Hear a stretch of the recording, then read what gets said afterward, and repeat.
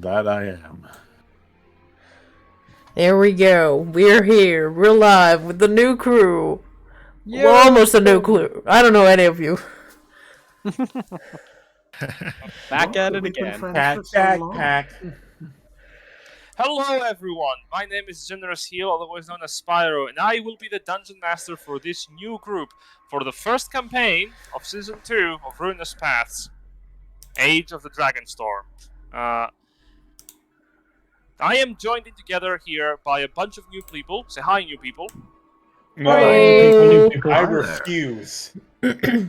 Very cool. We're gonna just go in a quick introductory setting, just to make sure that everyone knows who everyone is playing before we begin. Starting with Novi, otherwise known as Novikian. Hello, Novi. What are you playing today? Hi, I'm your Necro Dad here, Dante. It's a pleasure to be here. I actually am going to be pretty excited. I get to play a bard. I get to talk like I did last time, except roll better. Probably not. But hey, hopes are high. Very well. Following that up, Dr. Doan, otherwise known as Jack. What are you going to be playing today? I will be playing Kage, our resident hit things very hard person, I think. He's very good at swinging swords and making people bleed all over the place. All right. Fantastic talent. Next up, we have Dr. Ronin, otherwise known as Jason. Jason, who are you playing today? Hey, I'm playing Ash, descendant of Van, and his job is to help Kage hit things really hard. Best friends. Excellent. Following it up, we have Silverkin, otherwise known as Silverr. Silverr, who are you playing today? Hello, I'm Silverr, and I'm gonna be playing Alina, or resident, a little bit weird, grandma fairy who accidentally poisons things and people, like all the time. It's kind of a problem. It's fine.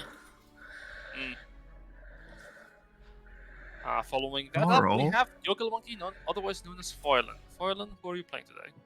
Hello, I'll be playing Benevolt Hendrix. He is a Cleric Warlock multiclass, which is made infinitely easier by the new rules we're rolling with. If you're new here, we're rolling with an entirely new rule set that Jen has painstakingly worked on by Frankensteining stuff in from 1D&D.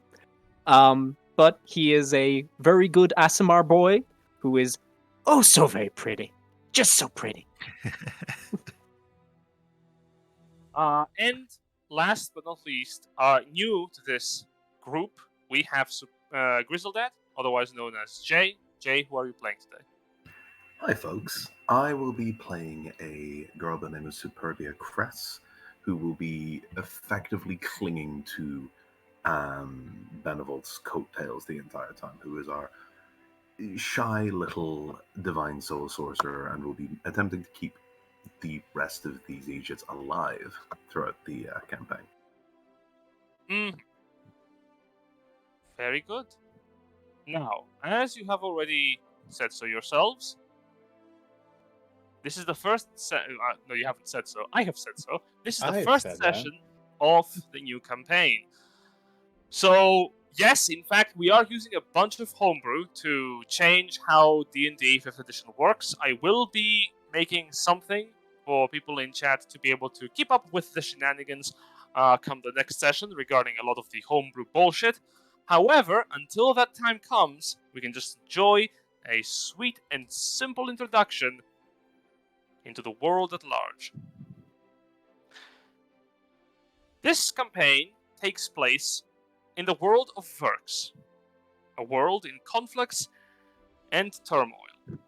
It has known turmoil for over 2,000 years, having ceased at the end of the Age of the Tournament, after a band of wandering adventurers, some say heroes, others say legends, known as the Glorious Goats, managed to put an end to the Tournament of Champions and bring in a new age to the world. For nearly 100 years, the realm has known prosperity, and a new age of adventure has begun, as the realm itself has opened up anew, allowing the people of the world to retrace their steps and reclaim parts of old civilizations that had been left abandoned in the void past the Imberstrom that now surrounds the world rather than the core continent. Our journey begins in the sunny and beautiful lands of Stemma. Within the United Crowns Alliance, specifically within the Kingdom of Rubria, at the very outskirts of the kingdom. A kingdom renowned for its chivalrous populace, its concept of respect towards nobility, and a code of honor that each person tries to uphold in their daily lives. Unfortunately, that is not present to the settlement that a young man within a cart travels towards, the very edge of the kingdom, far away from the rest of civilization. A hub that has recently begun celebrating its 10th year anniversary since its founding, the settlement of New Bern. On a whimsy cart built out of oak, driven by a pair of worked horses, is a small group of commoners who come from the nearby town up to the north, returning to New Bern for their own reasons, with one who, though does not stick out, is going there for a different purpose. Surrounding you, you can see a bunch of people, mostly humans. You notice a Goliath in the midst. Most of them are wearing simple leather clothing. A couple of them have straw hats on, and you can notice their farming equipment to their sides. You're all riding in the same cart. As you're sort of progressing, the air is nice and breezy, calm, cool, and helpful against the beating sun overhead. If you could do us a favor, Alina, describe your character. So, what you see in front of you is an older looking woman. Apologies, actually. I just realized. Wrong person. I grab you and take you to the woods. Dante, describe yourself. Oh, there it is. Really puts it put And the the first headlock by fatality of the Dawn and campaign. dragged into the forest.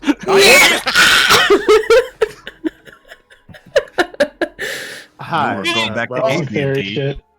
You Well just then, see, like, you just see a wooden Let's cage. the grab Alina. confusion already start.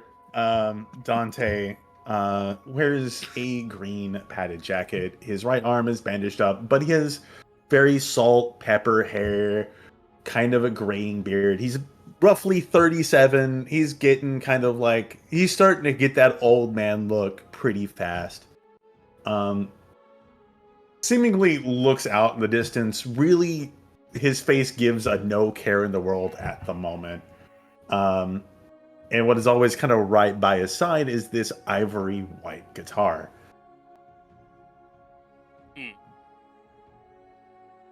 All right. As you sort of are approaching the settlement, I take it you're keeping to yourself, if that's the case, waiting until you arrive. Very well. Unless someone makes conversation with me, then I'll always love to conversate with people. Most of the passengers around you are simple people who wish to partake in the settlement's newest festivities. As a traveling band of merchants, a caravan, has arrived at the settlement and are selling their goods for a week straight. It's a bustle and hustle, and everyone wants to have their hands on all manner of wondrous goods. You have heard from the rumors of your companions on the travel that the reason why so many have arrived in this seemingly uninteresting settlement is rumors that the woods nearby have ties to the Fae, and that strange magics are abundant for those who know where to look. This has caused researchers from Magiana to flock here. New and aspiring students want to test their craft, or a new theory.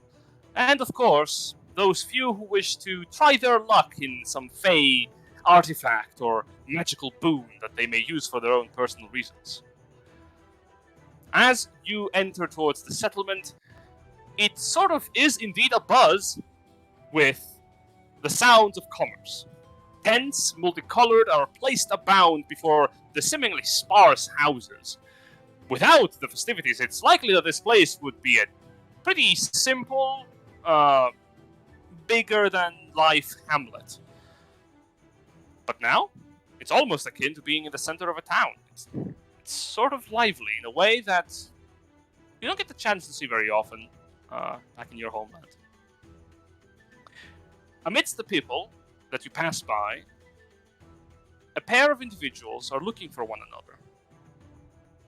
One of which has just entered the town and is looking for directions to the center. Ash, if you could introduce yourself, to describe how your character appears. He is relatively tall for a human-ish, not overly tall, in the high 5 to 6 foot range.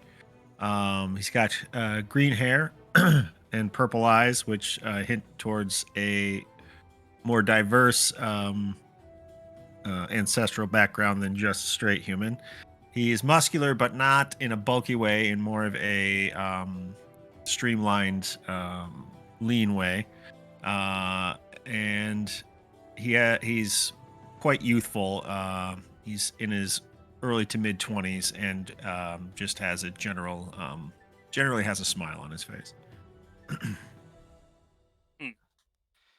As you sort of enter into the town, you're looking around, you're searching for him, but you cannot see him. Probably he's awaiting for you in a place where, though there are people, are likely to be more sparse than crowded. So you make your way towards the center of the settlement. And as you move around, someone else is keeping their eye for you. Kage, if you could describe how your character appears.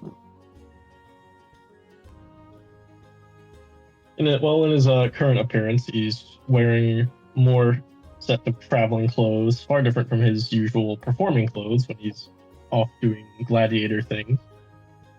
But he's simply wearing sort of dark red robes and a blue scarf around his neck. His hair tied up. He still has his big blade still on his side. But very tall, well-built fighter. And he's just sort of holding himself with a bit of poise and looking around with his chin held high. As you're keeping your eyes out, you notice the subject of your reason for being here in the first place. He looks a bit lost, but with a wave of your hand, you can stand out from the crowd a little bit better. And you notice him. In Orcish. Oi! Just for Jason's sake, is it Kage or Kage? It's originally like Kage, but just to you it's Kage. That's just what it's always been. Okay. Just because that was always easier to say as a kid. Yeah. To a lot of people, that is just his name. Kage, you wily bastard, have you been? Oh, it's been good. It's been very good. Good seeing you, man. Yeah, big old bro hug. Big old bro hug. Why are we here again? As you ask this question, move away from your conversation.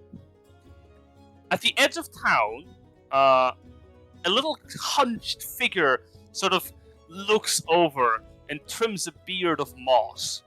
On the top of his head, right above his long, spindly nose, is a cap of mushrooms that apparently grow from his own hair. Next to him is a fairy, or pixie. Alina, how do you identify yourself as? And if you could, give us a description of your character first. Well, I tell you she's definitely more of a fairy than a pixie, because pixies are a bunch of bitches. Yeah, so now that I'm not being dragged out into the woods, she stands at like 160 centimeters tall, with a horn on top of its head, giving her slightly more height. She would have big wings flapping behind her, but when she's not using them, she folds them over her shoulders like a shawl. She has long, curly hair that has been turned white by time, and she's generally a little bit older looking, but her eyes still gleam with excitement, and sometimes she kind of looks like a child in a candy store. Next to you is someone who you know from your childhood. Or, well, as far as back as you can remember. I'll give you a handout for Moss Eater Gorl. Let's go! For what? I love him! What a fucking boy! What a fucking lad. If you could tell us, what is your relationship with Gorl? Oh god, he's gonna die first.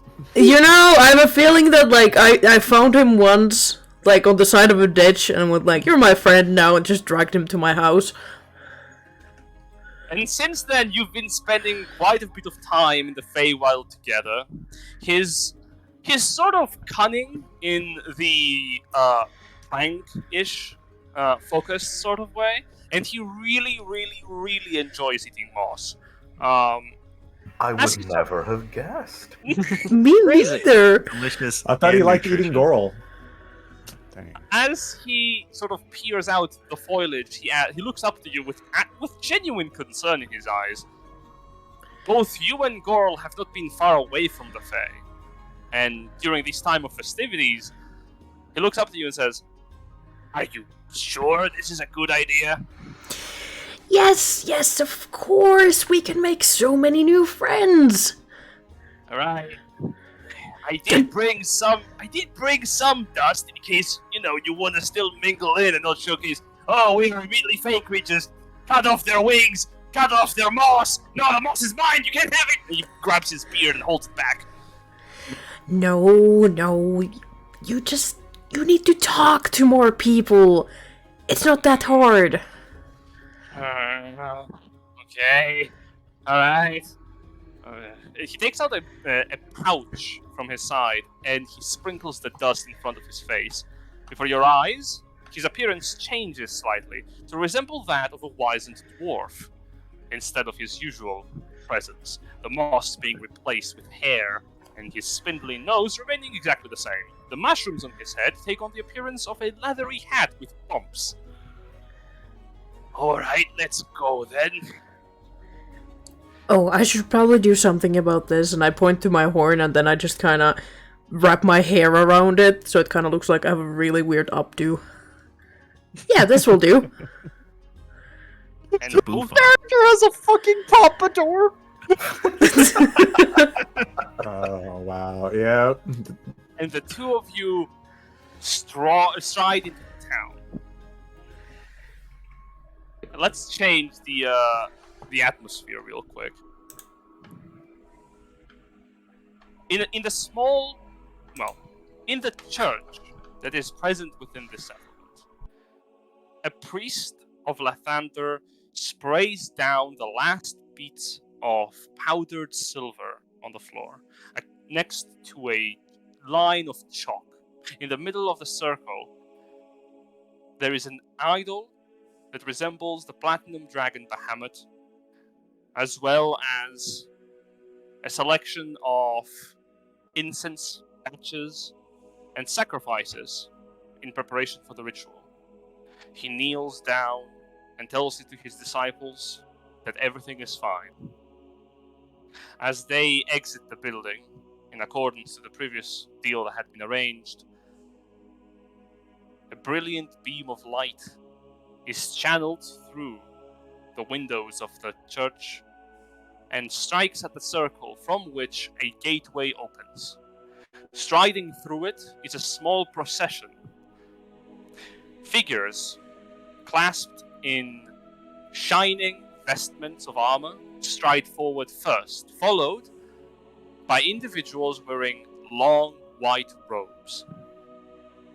All of them have the same symbol on their chests, on their amulets, and on their badges, the icon of the platinum dragon behemoth painted in blue. 20 people emerge this way from the portal, 5 clasped in armor, and the rest in cloth. From those 5, Benevolt, I would like you to describe how your character appears. Stepping through the portal, the priest present would see a fairly, not particularly tall gentleman, only around like 5'8"-ish, person stepping out. He is, I would say, probably one of the most handsome people this person has ever encountered in his life. It is distracting how attractive this gentleman is. He is clearly an Aasimar by the bronze that speckles his skin towards his hairline, and the lack of pupil in his eye. Instead, his pupil is white, along with his golden irises. But he is distractingly attractive, and as the priest stares at with this large procession, you'll probably find his eyes drawn to Benevolt, almost against his notice. And when he looks into Benevolt's eyes, he'll see Benevolt just simply give him a look that says, "Yes, no, it's okay. Stay as long as you need." The priest in question has their eyes wide open as the procession emerges, but he is fixed to you specifically. The last to exit the procession are a man clasped in white robes with the symbol of the platinum dragon on the vestments of his torso, a handlebar mustache that curls up to his ears. A man that you know quite well as recently appointed Bishop Valendis. Right behind him is the Archbishop of your clergy, a man who is nearing the 2nd century of his seating as leader of the faith of the Platinum Dragon in Krondina, Archbishop Olvenus, a dwarf who has succeeded his 4 other previous archbishops. And last to emerge from the beacon of light is a figure clasped, best described, in the vestments of the faith that are particularly important for her purpose. Superbia, if you could describe how your character appears. So, Superbia is this very, not overly short, but still like 5 foot girl with platinum blonde hair and almost doll-like features, very slight of build. And as soon as she steps out of the portal, her eyes are darting to each of the corners of the room, trying to survey just how many people it is that she has been led out to meet.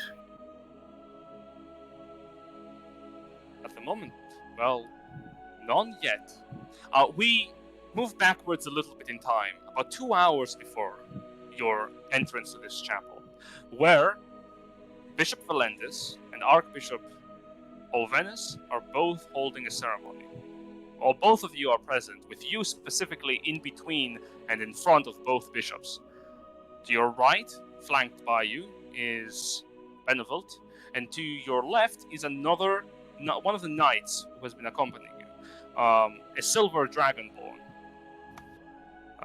A Dragonborn that Benevolt would recognize as one of the senior members of the clergy, who is dedicated to protection and upholdment of Bahamut's vows in Krondina. Okay. Valendis sort of begins. As you well know, all of you, a small crowd that you would be entering into the church standing before you, we are to embark on a journey. Today marks the first day of this endeavor. We will be starting from the outskirts of Rubria, making our way slowly through the lands of the kingdom until we reach the capital. From there, we are to travel to Magiana, specifically their new capital centered in the continent adjacent to our own. Within the kingdom of Amaria, we will find Hospice as we make our travel there, and once we arrive, our next destination will be the Empire of Kivaria. From there, we will take the northern route towards the Krukorin Sinval and return. By the second year's end, we expect this pilgrimage to have finished, and so doing, that our hopefulness will have seen the world in full. And he extends a hand towards you as he says the final phrase. For it is time for your exodus from the safety of the temple, and to explore the world beyond its walls. She nods once. I have much more to say, but until those necessities are spoken, please, our hopefulness. And he gestures to the end of the room where the bishop looks over to Benevolt. If you would be so kind, escort her out. The next are to be heeded instructions by the members of the clergy before we embark. Certainly, sir. Allow me. And he looks to Sue and just gives her a slight nod and begins to lead her out. As we are walking out, kind of like shoulder to shoulder, he kind of very quietly, just to you, just whispers, "Not bad, you did pretty well." He's always so official about these sorts of things. Ah, it's big official stuff, Sue. It's part of the job. Yeah, I know.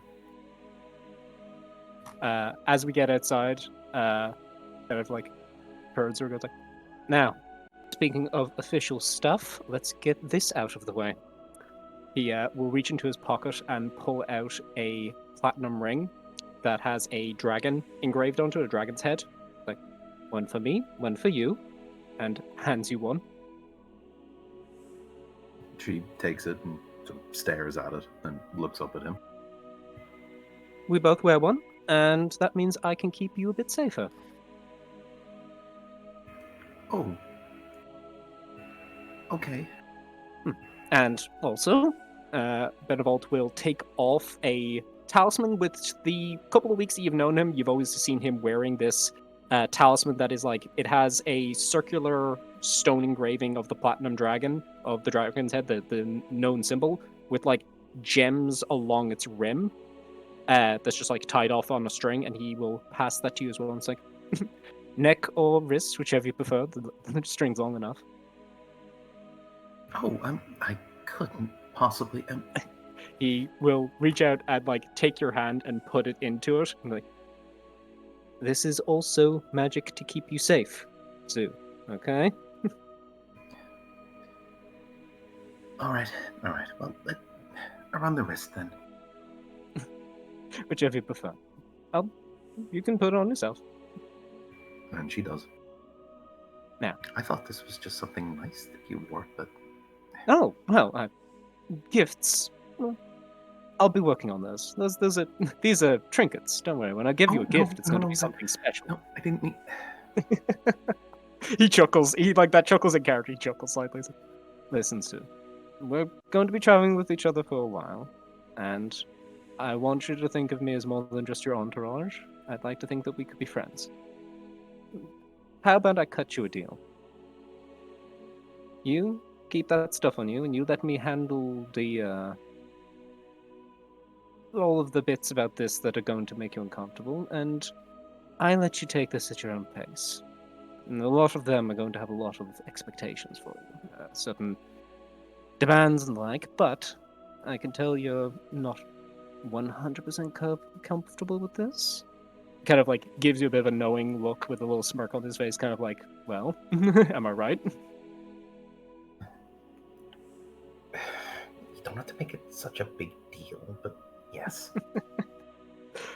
Then how about we take things at your pace? Whenever you're feeling comfortable about, you feel like you've learned enough about places to actually start doing this whole Great Patriarch deal, you speak up. But until then, I'm happy to lend a hand. She gives him a small smile and sticks out a hand. He'll shake hers. It's like, Oh, and since you insisted on Sue, you can call me Benny. And he gives her a wink. Benny. Okay.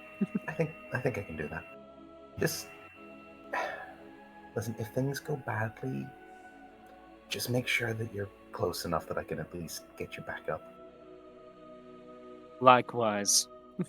Also, don't go down in the first place. He gives her a little nudge. I guess I'll try. The double doors behind you open as Bishop Valendis stands out. Ah, you have not gone far. Good. Our preparations are finished.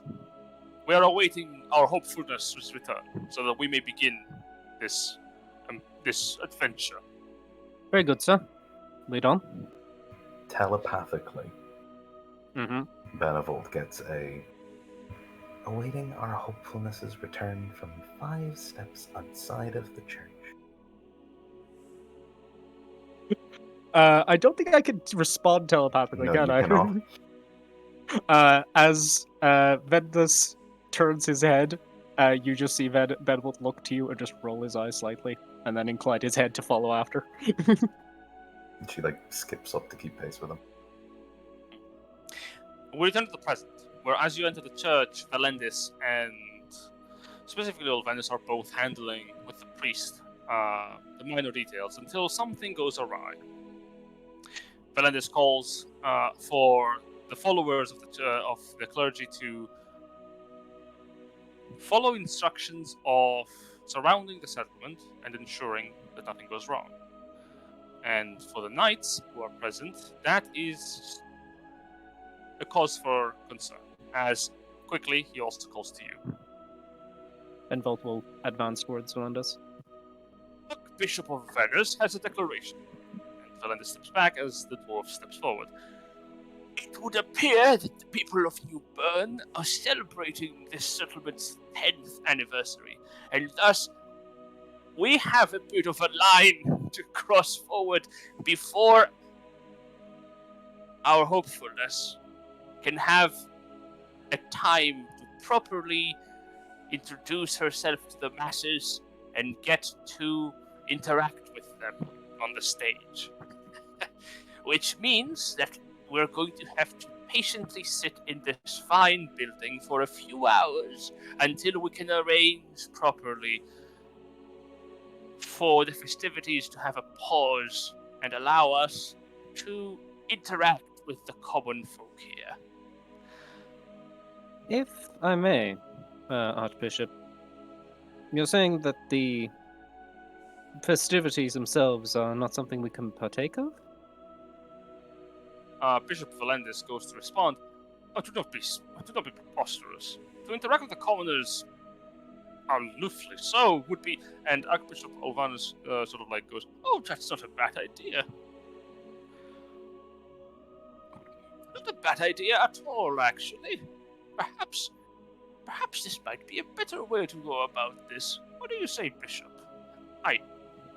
Well, if you deem it necessary, Your Grace, perhaps indeed it might be more beneficial.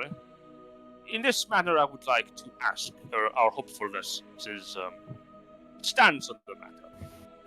Benevolt will stand to the side and allow Sue to step into the space. Who is currently playing with the hem of her dress. Hopefulness. It is understandably so that interacting with the common folk in such a large matter might be a little out of your depth. But would you be comfortable to at least partake in these festivities? Does it not make more sense for me to see the normal things that they do? The party sounds... That sounds like a good thing. Indeed, but we must not lose our way. Bahamut would despair should we forsake our sacred duty and indulge ourselves with the prime lusts that people indulge themselves in a daily basis. for they are opening our way to sin. If you truly believe that you can hold your own in such a manner, and Olvarnus sort of picks up, oh, do not be foolish, Bishop. Our hopefulness will be guided by our loyal knights. Archbishop, who could not have every knight follow her. We have already sent 3 of them out to secure the settlement's protection in case any fey being was to perform any kind of job. Last thing we need is for our hopefulness to be kidnapped into the fey. Well, I can think of no finer knight than Knight Tenebris. He's I would say, a man that I would trust against an entire army, personally.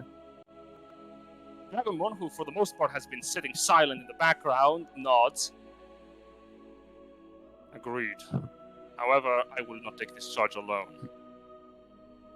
I would like to have Knight Benevolt assist me in this care. He has known our hopefulness for the longest time, in comparison to the other knights of the Order. You flatter me, but yes, no, I would not suggest this without being willing to act as vanguard in this regard. Telepathically, you get a, I'm not going with just him. Benevolt just kind of Then- like gives you a behind his back thumbs up. Then it is settled. If our hopefulness is protected, I believe then that clarifies things down to the T. Feel free to exit while we prepare everything else, our hopefulness. Okay. Benevolt will bow to Bishop Valentis and Overus, just like, thank you both for your consideration in this regard. Just do remember, you're trading, both of you, looking over towards the 2 knights in the room. In the case of an emergency, we will be remaining in this building. So, If anything goes awry, we are to gather to the defense of our hopefulness. If something catastrophic occurs, we are to gather specifically in this location, and utilizing a holy word of recall, return to Grundida and postpone this journey. The safety of our child of prophecy is more important than anything else. understood. He nods forward with a gentle smile, and the bishop next to him nods as well. And the 2 of you leave the church. As we get... Oh, sorry, again? Where you're introduced to the fanfare of the festival. As we get outside, I just kind of like look to Tenebris, like, Knight Benevolt. That's a new one. It would appear that your station has received a boost. Apparently. Do not smile so easily. Your station has demands. There are responsibilities you are now supposed to fulfill while you have it. Well, it's not anything more than I was already taking on. So, I don't believe you've ever been to a festival before, have you? Well, no, they've had a couple here. It's been kind of fun. You know, there's a little bit of wine, there's a little bit of, like, hymns. I expect we're going to have a bit of a different experience today.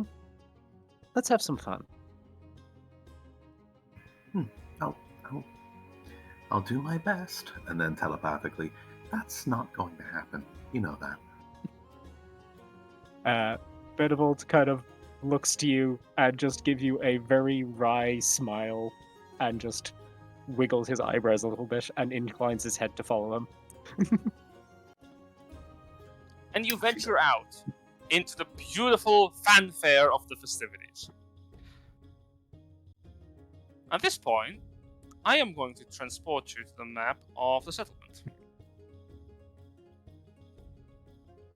Welcome to New Bern. Oh shit, Roll20 actually loaded it this time. Let's go. What? wild. Right? It's crazy. Now, Jen, I have a complaint. Where is the most important token? Where's Moss Eater? Where is my friend? He's not He's in the currently map. dressed as Rock Eater, though. Fine, one moment. Hold on, no, hold on, I got this. There we So go, hang on. there he is. If his name's That's the point.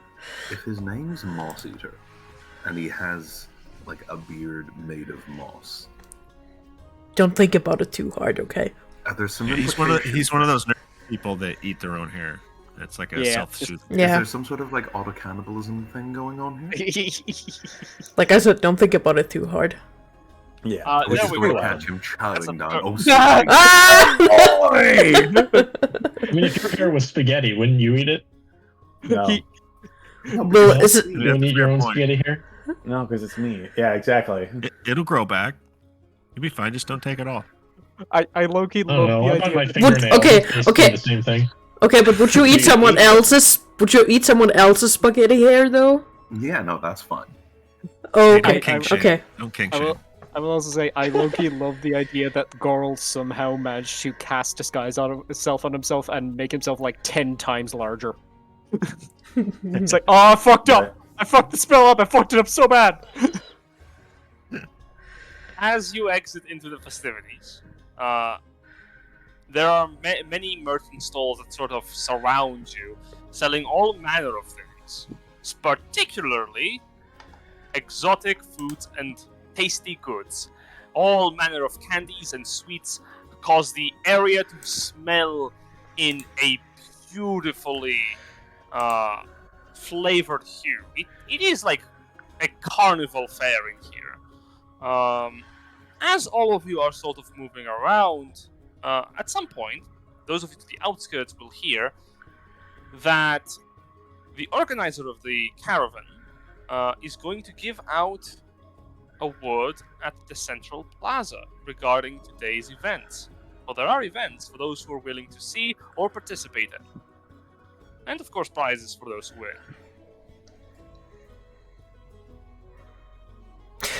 Okay, so we must go.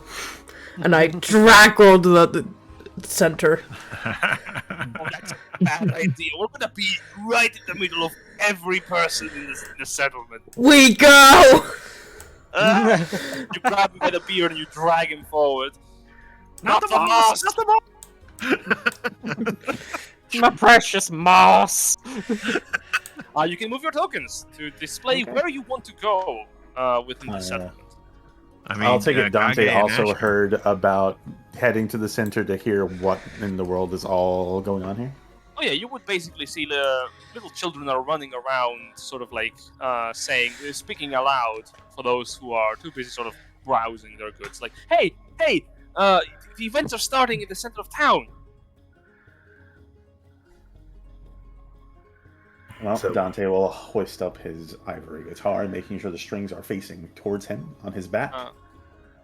Are you keeping your eye out? I keep my eye out for not for people as much as I keep my eye out for other beings. Specifically for you are looking for? Sure, you can give me a perception check. First roll the campaign! Let's go! Don't suck. Oh boy, I'm decent at everything. Set so let's the see. tone. Set the Set the tone. tone. Set.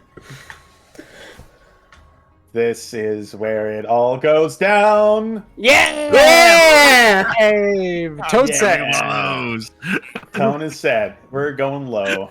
In the sea of people surrounding you, there is just too much movement to focus your eyes on, unfortunately. So you sort of go to the center of town, but there is a better chance you might find who you are looking for in the crowd. Maybe. I'm not looking for anyone in particular. I'm looking for certain things in particular. Oh, I know. Yeah. But All you right. will also find here somewhere. Yeah, I'll just make my way to the center. Exiting the church. Kind of Okay. bracing the light, the sunlight. It's very weird. Superbia, as they walk out, will sort of look around in wide-eyed awe until it begins to sort of dawn on her just how loud everything is. You see her attempt to kind of like talk at the volume that you're used to hearing her at a couple times. A flash of annoyance passes over her face as she looks up at you and just shrugs and taps her head. Yeah, Benevolt taps the side of his head and goes like nods, like, yeah, no, talking in my head, it's fine. Okay, so where do we start? Benevolt will kind of direct her to kind of come a bit closer and goes like, well, the events, kind of like leaning in to get to her ear, kind of like, the events, well, it's usually a good place to start to get a good feel for what's going on and all that sort of thing. But right before we do, there we are. Benevolt will do a quick scan of the stalls, and he will see if he can find any rock candy. Yeah, you will notice a tiefling, like a large tiefling behind the stall. He has chubby horns on the top of his forehead and a very thin mustache, like jet black on his face. And he's sort of like handing a small bag of rock candy down to a couple of elven children that sort of run away with it. He waves at them and waves over towards you as you're approaching, before his eyes open wide upon seeing you specifically. Good day, friend. It's fine, take your time. Bags of rock candy, or are we doing single sticks? Oh, bags, of course. Alright, how much for a bag, friend? For you? He takes a little bit of rock candy, wraps it in the bag, and hands it over. Oh, no, sir, please. I'd feel bad if I didn't pay. Oh, nonsense! Throw me some price. It's a day of celebration, and besides, well, you're looking positively radiant, if I might add. Well, thank you very much, sir. The compliment is very much appreciated. And Benevolt will flick him over a silver. Oh, thank you very much. And what can I get for you, young lady? Well, might as well share the bag, I suppose. Yeah. This is... Unless you wanted something yourself? What's on display? You see a bunch of things. There's candied apples that are like sitting in a stall. A bunch of rock candy specifically in like a batch. You will also see some strange-looking glassy candy that resembles like the head of a king. If you wish to know whose, you can make a history check. There is also, what you can see in the back are these licorice sticks that resemble swords. But apart from that, it's a small selection of candy. I'll just share the bag with you. You sure? Nothing else catching a fancy? Can I have a closer look at the... I'm going to roll a history about the king. The heads. Sure. Oh my god! It's the melted, spitting image of the King of Rubria, King Alfonso II. Current ruler of the kingdom, whose face is not so charmingly depicted, sort of sticking out his tongue in, like, glassy fashion. So, what's his name? King Alfonso II, I will type it. As she, like, looks at this thing and sort of titters slightly to herself. I'll take one of Alfonso's heads. Oh, good eye. Oh, that's the wrong... one moment. There Is we that go. a threat? Oh, Oh, by the way, while you're carrying around my talisman there, Jay, you can add a 1d4 to an ability check a number of times, I think equal to my proficiency bonus, so 3 times per day. Oh, cool. Yeah. As, a talisman, baller.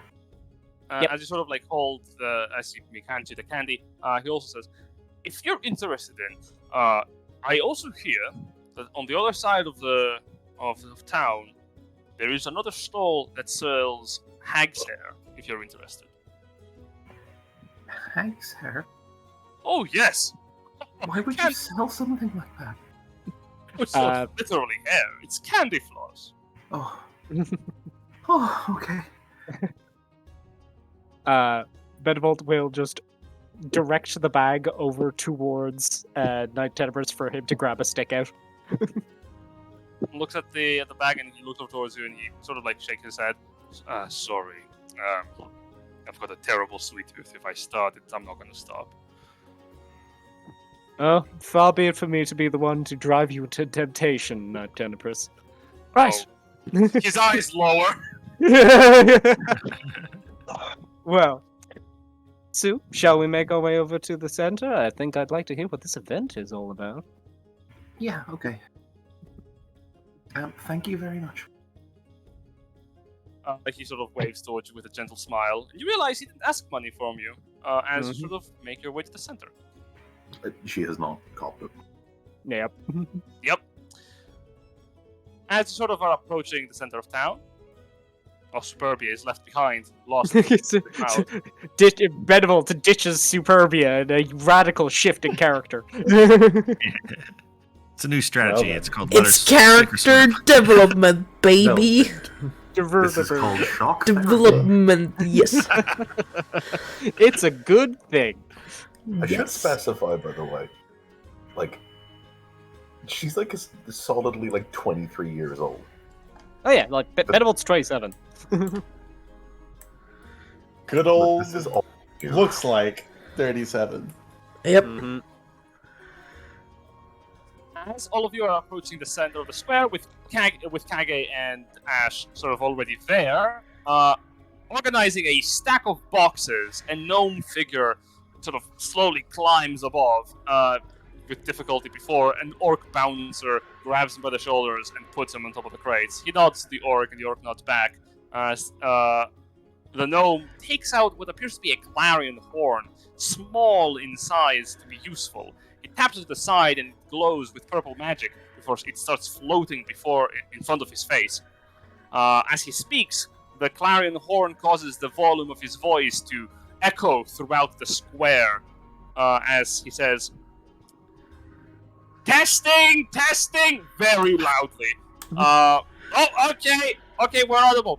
Hello, one and all! Welcome to the second day of the 10th year anniversary of New Burn!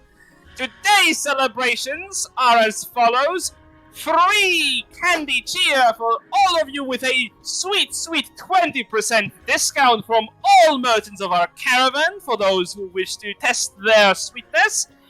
All ale partaking within the Gentleberry Tavern is going to have a 50% discount until news morning tomorrow. And for those of you interested in new events, there is a setup presented at the edge of town for anyone who wishes to test their mettle against the one, the only, the great Gutso! And besides the gnome rising to his full height of 4 feet tall, is a short, boar-like man with a large golden championship belt around his waist. As he sort of raises both hands to the air with a big smile on his face. Ash will make eye contact with Kage and kind of nod his head like, yeah, this is happening, right? Oh, absolutely. Yeah. And I've got to say, this is actually very confusing for me every single time. So far. I just hear Ash and I'm like, wait, what? Mm-hmm. No, that's me. That's not me. Yeah, this is gonna get old so fast. I'm gonna. Yeah, I hope so. Because I'm gonna need like at least 2 Well, seconds. someone to forget that I'm has not to Ash anymore. die. I'm sure by year 2 it'll all sink into place. Wait a minute. But do you want to give him a childhood nickname that you call him instead?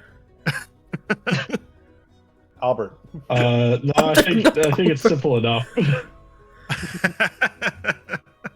think I'm gonna call you Van. I don't know why. It's like Awful vanish in your appearance. House of. There you go. I'm gonna call you House. Yeah. Oh, House. God. House. delightful. As a couple more shout-outs are given out to individual merchants who are having out goods. There is a tabaxi that is selling fine clothing. There's a Hurvaxi who is also dealing in clothing in the same stall, and they're sort of like competing with one another. There is also news of a Magianian that is selling magical trinkets for those who are interested at a discounted price due to the festivities, and there appears to be also parts of merchants that are also dealing in all manner of common goods if people are interested in buying in bulk and at a discount. Alina just turns to Gorl and like grabs both his shoulders and goes, "We must see everything." Do we have to? Yes! Look, I'm It's important! Okay. But you promised me that you are going to show me that new spot of moss you saw on the edge of town, okay? Sure, but how about this hag's hair? It kinda looks like moss. Yeah, okay, fair. You can try it. Fucking He Gorl prefers just the real like deal. Gorl just like trying to shovel candy floss into his face, just like it's not earthy enough. Doesn't taste like hair at all. It's like hair at all.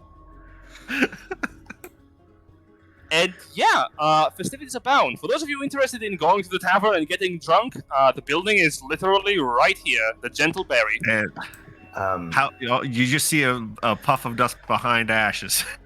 We're just running. Spyro, 50% off, Yeah. you say? I would like to impose a debuff on my character. Right. I would like a significant negative and disadvantage on Constitution saves against alcohol, please. Fair enough. Understandable. As you're even sitting there in the ground, you see someone like walk up towards you. What appears to be a very young half-elf with a scrawny chin and disheveled-looking clothing, and he looks up towards you and goes, psst, psst, "Hey, lady." She reflexively flinches back. Hi, whoa. No need to panic. Hey, hi. Sorry, you just caught my attention. You're looking like you're having fun. Say, is this your first time in the festivities? Telepathically, Benevolt? Ben turns with No. a stick of rock candy in his mouth and goes, "Hello there, friend." Oh shit! You're a paladin. Oh, no, don't you worry, not me. That's him. I thumb over towards the dragonborn behind The me. 8-foot-tall, hulking meat factory behind you. You've Yeah, got to no, tell no. me if you're a cop. For your information, the Nebris is a tall motherfucker. He's like 7.2 feet tall. Yeah. As a dragonborn. Yeah, it's like, no, not me. That guy. He's the paladin. Anyway, what can I help you with, friend? See, you're having a good time already. Nothing. I just wanted to ask if you're having a good time. Okay, bye. And he runs away. Poor chap. Uh, That was The dragon one- definitely a criminal, right? Oh, no, Dragonborn that- turn- like That's sort okay. of that does like a shaky notion of when she asks if that was a criminal, the dragonborn looks over towards and goes from stopping you talking to actually nodding. Yeah, it's like, no, that wasn't a criminal. Sue, that man was interested in you. What? What? As in- like as in, like, you wanted to sell me something, or? No. So, remember those... Have you ever read any of those romantic stories that maybe get flitted in between all the hymns? Blush passes over her cheeks. There we as go. She, like, shakes her head violently. Yeah, no, that's what just happened there. And I'm very sorry to say, but that is going to happen quite a lot over the next 2 years. Oh. all part of the experience of getting out as part of the common people. But he was so greasy. Yeah, well, not everyone who's interested in you is going to be someone you're interested in. But, eventually, who's to say? If you're gonna come up to somebody, at least like comb your hair. Well, we have the advantage that sometimes I don't even bother combing. Just kind of goes that way. Anyway, Just say that in your hair I sort of say that you whip your head and your hair floats majestically in the air Yeah. for a solid 2 seconds. Benevolt, the walking Maybelline. yeah, he cannot turn it off. It is never not perfect. Well, the temptations of the flesh aside, he kind of says that and, like, again, trying to get another, like, see if he can get that blush to persist. You The hear temptation, a choking noise. that aside, any of the other festivities sounding interesting to you? There was that magic store, and I suppose the pub wouldn't be a bad place to pop their heads into if it's a discount price. That could be interesting. People like pubs. They do indeed. Quite a lot of people enjoy pubs. I'm one of them. Oh, well, I mean, you can show me what to do then. I'm sure I can. He will look to Tenebris kind of like with a little bit of a slightly mischievous, but also like, are you gonna stop me? Tenebris sort of looks towards you and sort of holds up with finger in a curled, like, singular fashion, going, 1 hour. I wouldn't ask for any more, shall we? I will say, we definitely have to check out that fight later on. Believe me, I'm not getting involved in anything like that, but it's fun to watch. Yeah, absolutely. Is this going to be a little bit like when the paladins like spar and train and things like that? Because that's always fun to watch. It'll be like that, but be prepared for a lot less organized in fighting. When people get involved in these sort of things, it's a lot less attempting to, improve one's skill and test it. He's kind of, as he's saying this, he's kind of looking to, giving Tenebris a side eye. He goes like, it's less testing one's skill and attempting to improve one's skill against another equally valuable and worthwhile opponent. It's far more just sort of trying to make sure the other person stays down. Oh, I mean, that's incredibly dangerous. I should probably help them. We'll be there in case of emergencies, but generally when they're organizing these events, they've got that covered. Don't you worry. Yeah, okay. Tenebris, by the way, he has been stone-faced focused, and you do notice as you're looking up at him, his eyes are not focused entirely on you. They do shift every now and then to your surroundings. He is more focused on anything going around you than what you're talking to him about. Benevolt's very much like, I'm gonna keep poking. I'll see what I can get a rise out of him. I know eventually I can get a rise out of this fucker. And, well, wherever you want to go, feel free to explore. As Kage and House are going, Ash is going to the tavern. Does anyone else go to the tavern as well? I think Benevolt and Superbia are heading in there first. We might check out the magic shop after, but I think we're heading in there first for our hour. Righto.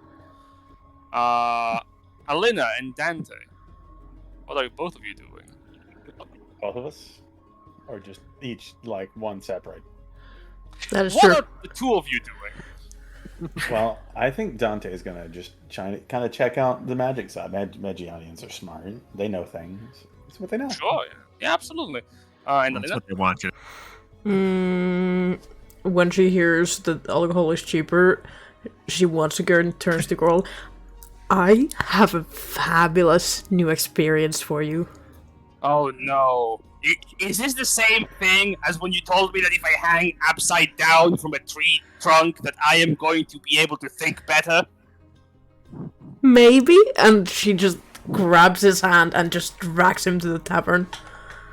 And you drag him towards the tavern. I think we can do the magic thing real quick.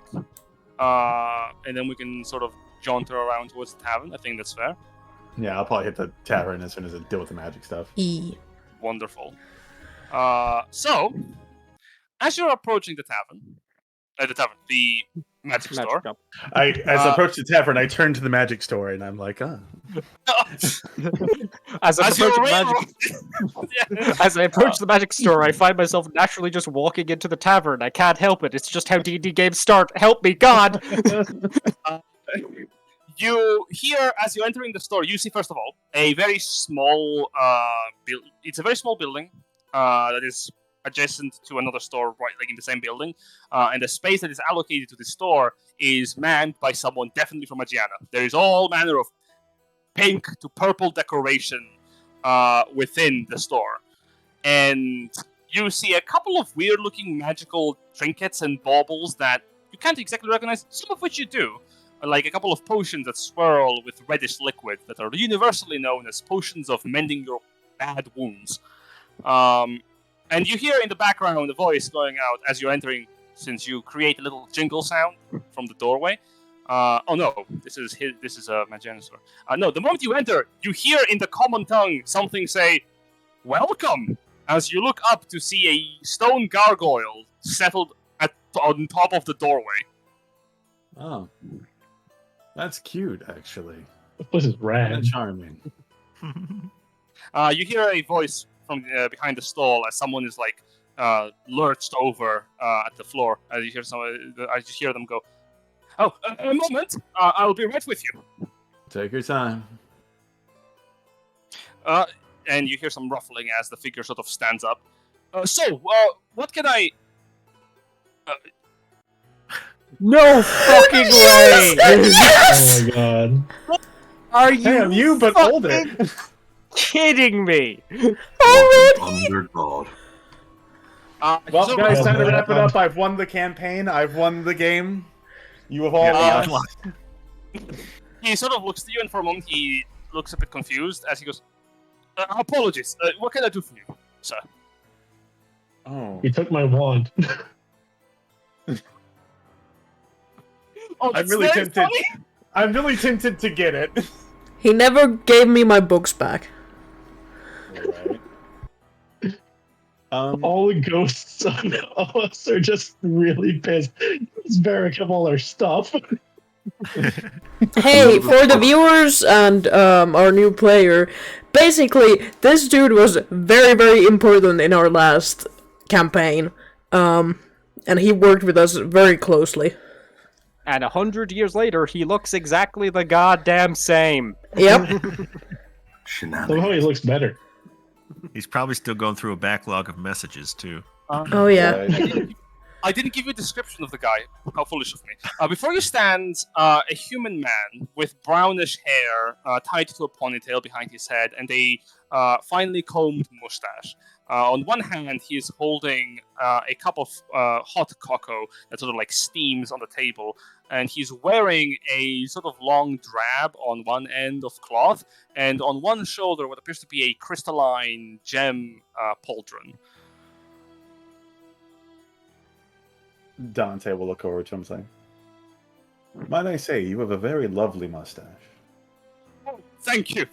I regularly comb it. What can I do for you, sir? Are you looking for something specific? I really was just browsing, but this, and I'll pick up the potion of healing. This is a really good price for this, actually. A minor discount due to the fair's presence, I believe. Yes. Well, may I purchase one of those? Absolutely. Thank you. Tell me, sorry, I don't really know your name. Oh, of course. Apologies.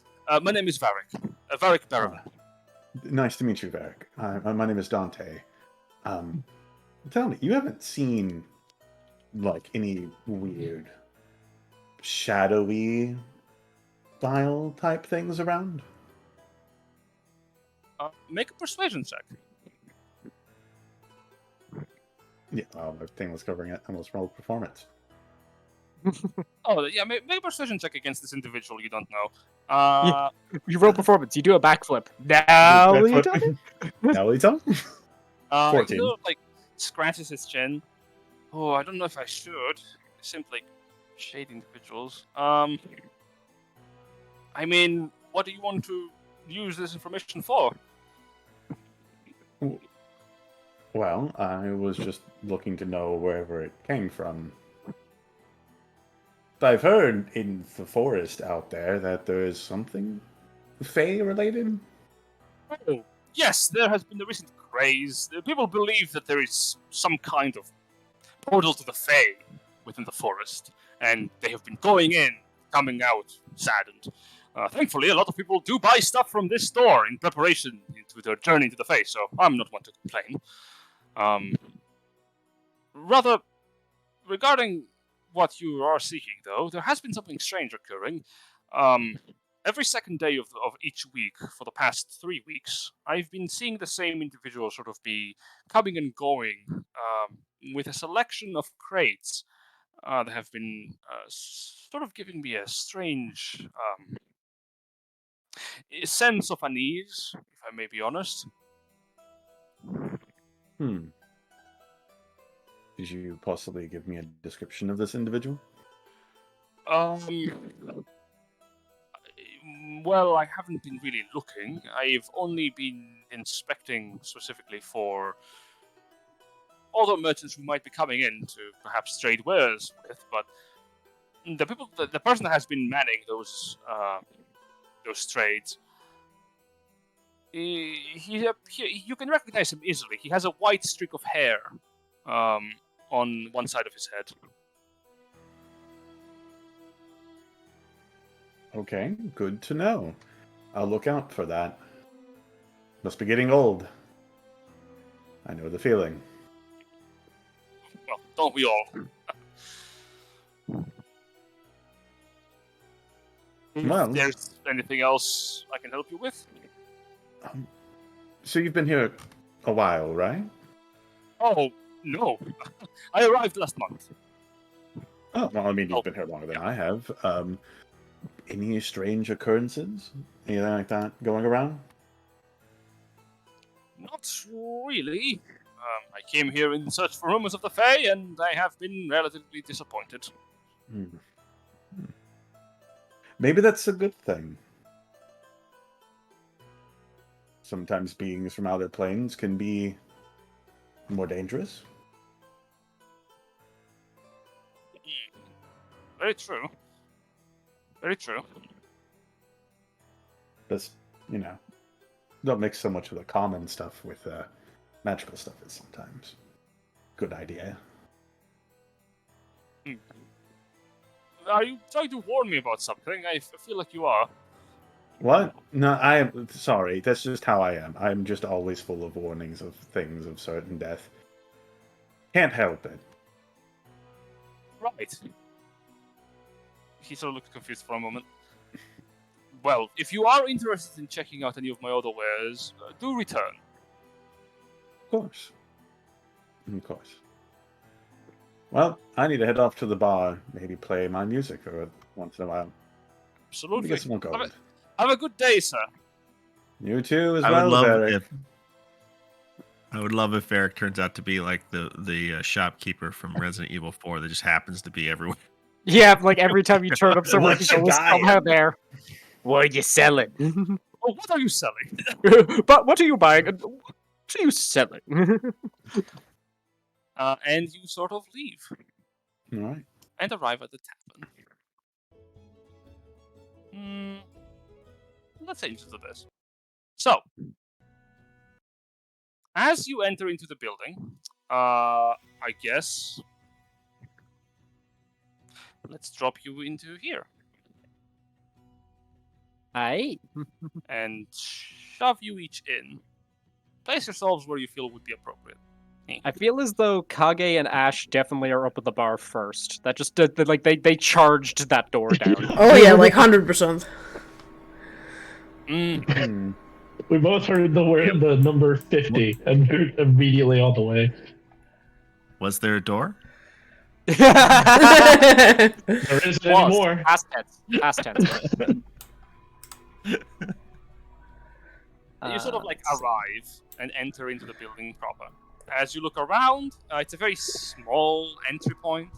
You will see windows that look over to the outside and a few patrons that are already deep in their cups. Behind the stall is a gnome with white hair that is sort of like manning the operation. And so it's the rest of you. Alright, I guess you're here for the discount, ain't you?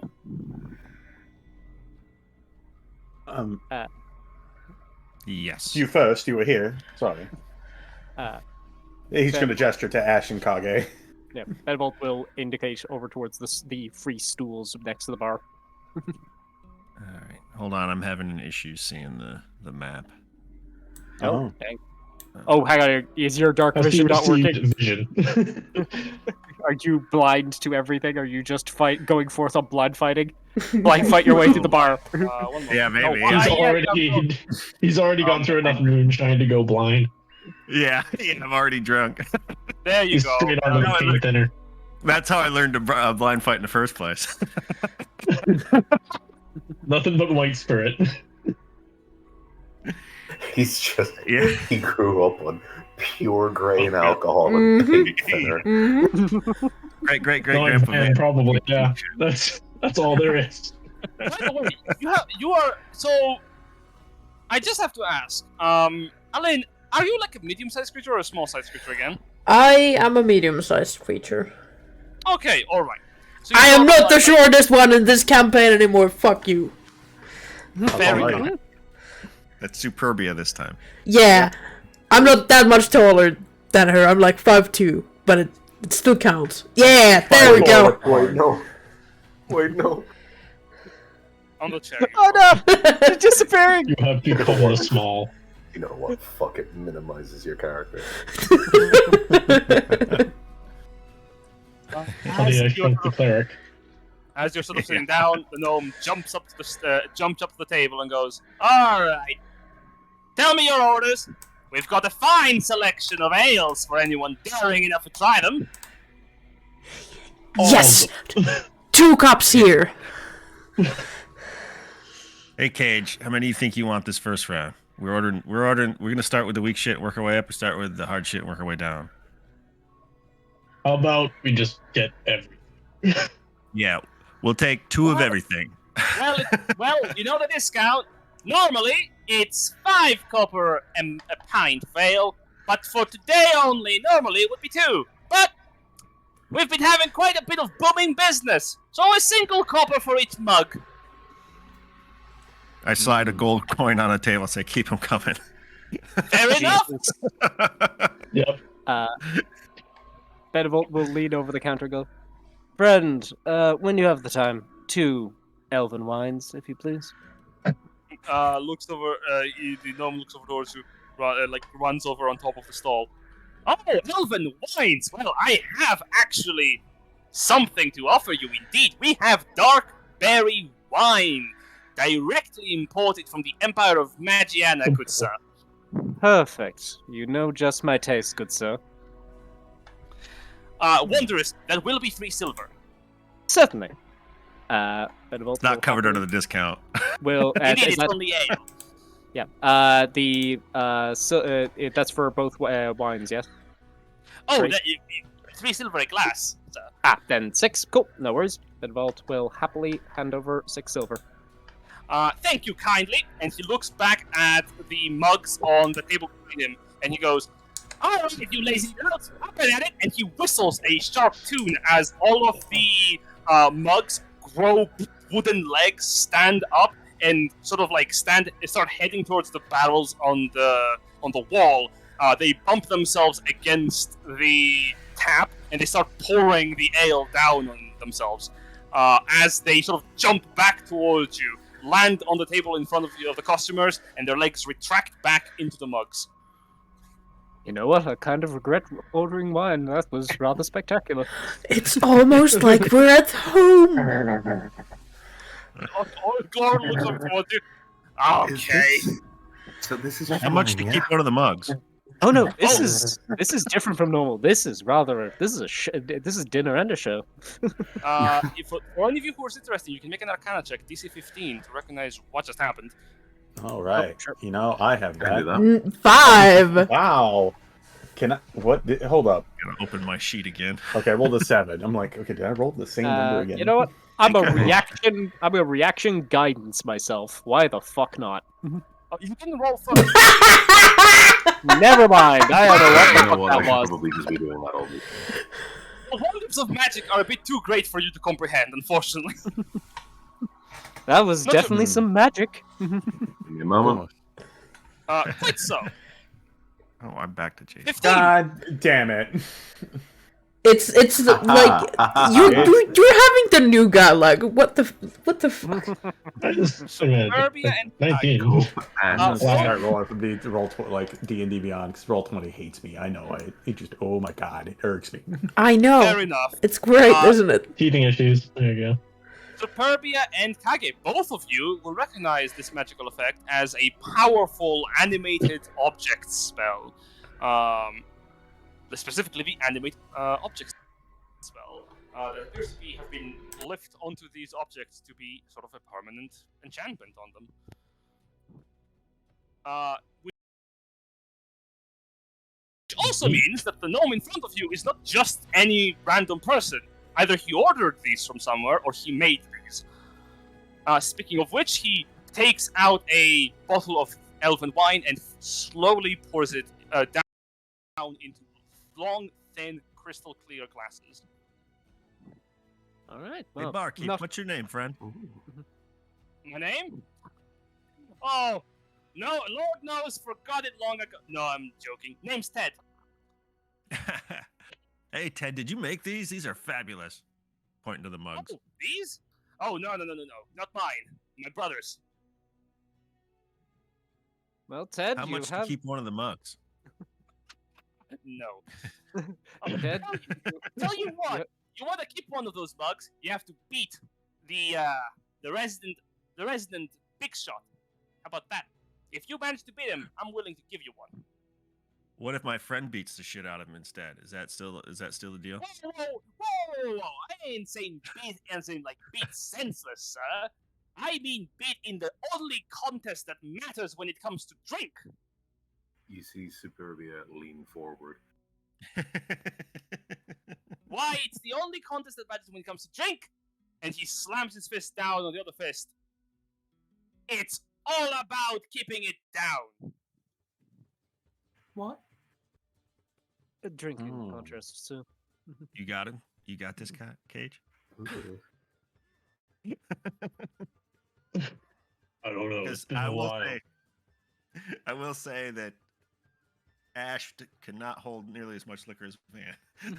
I mean, Van was a level 20 fighter, bro. Yeah. I mean, if you're not feeling comfortable, that's fine. Being a coward is just fine. And he smiles widely. Oh, fuck it, bring it on. I do like this. Remember, if that's the case, you're paying. And he whistles over. Oh, big Barry! And this door slams open as this half ogre sort of steps out from the back of the tavern. No, are you fucking kidding me? Oh, you called no. me. Don't worry, Cage. I've taken guys half his size.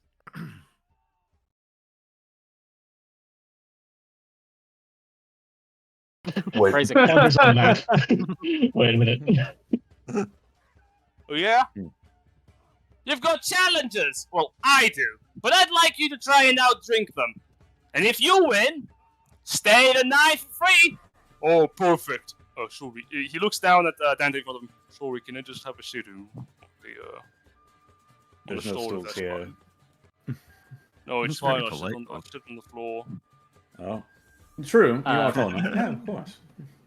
Oh, Benevolt thank you. will catch your eye, Dante, and just kind of like indicate over towards him and like step up from his stool. Benevolt telepathically. Superbia is just like. Benevolt, what the hell is that thing? Oh, him?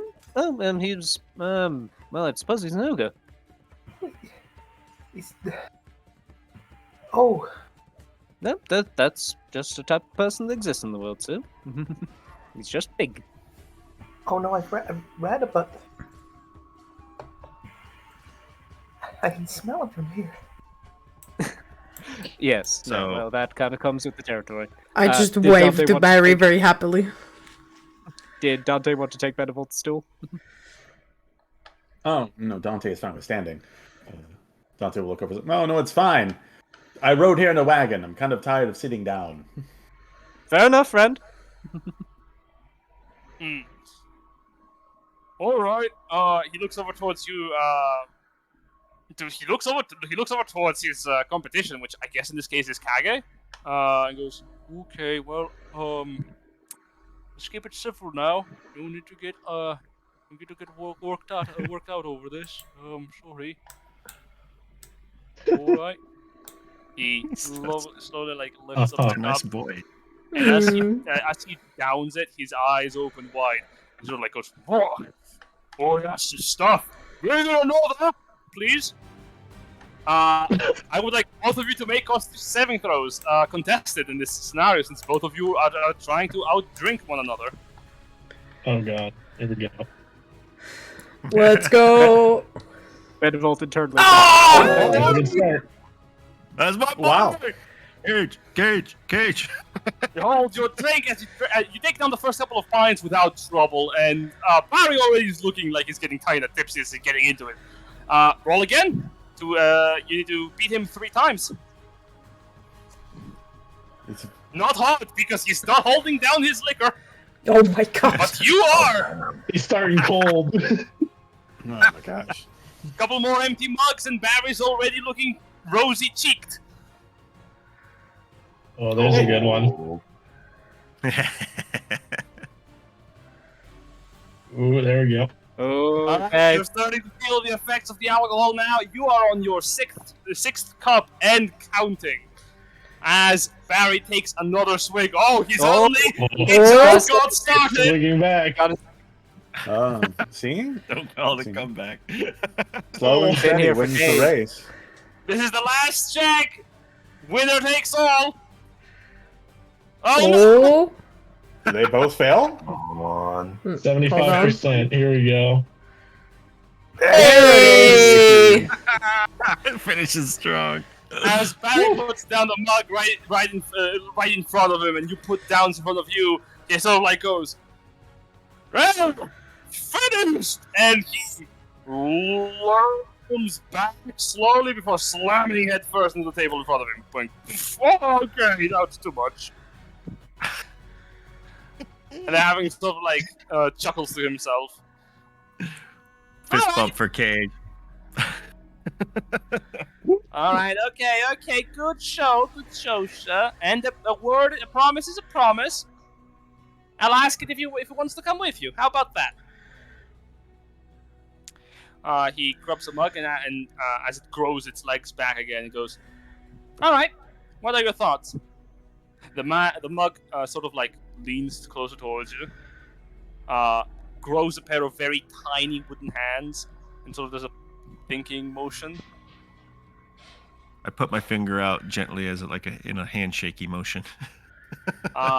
He grabs one of your fingers with its whole hand and shakes it. Aww. Oh. Pleased to meet you.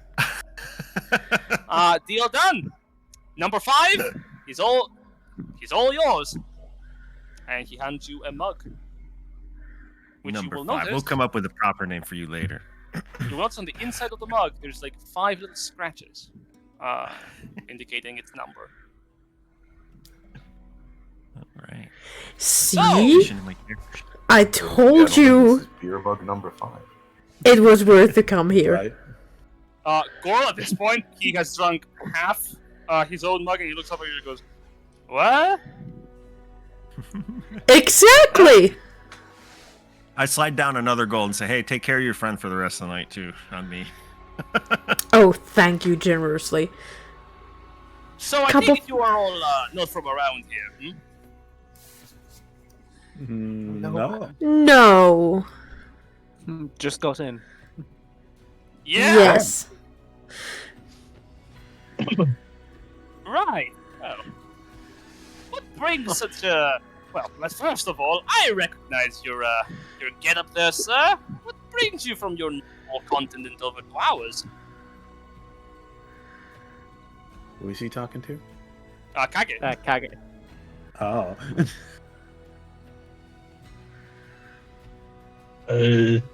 What? You know what? They're coming. Well, he just drank a Herculean amount of liquor. Give him a second. Yeah. Yeah, you're right. I know what will sober him up, though.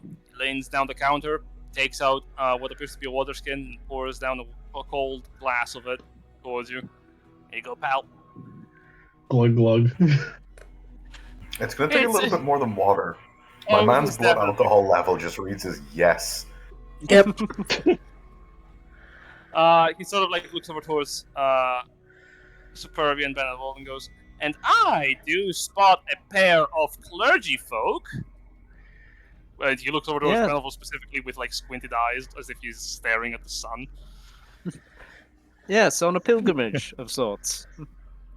Really? Well, you know, the platinum dragon has a set goal for us in mind, and we are but his humble servants.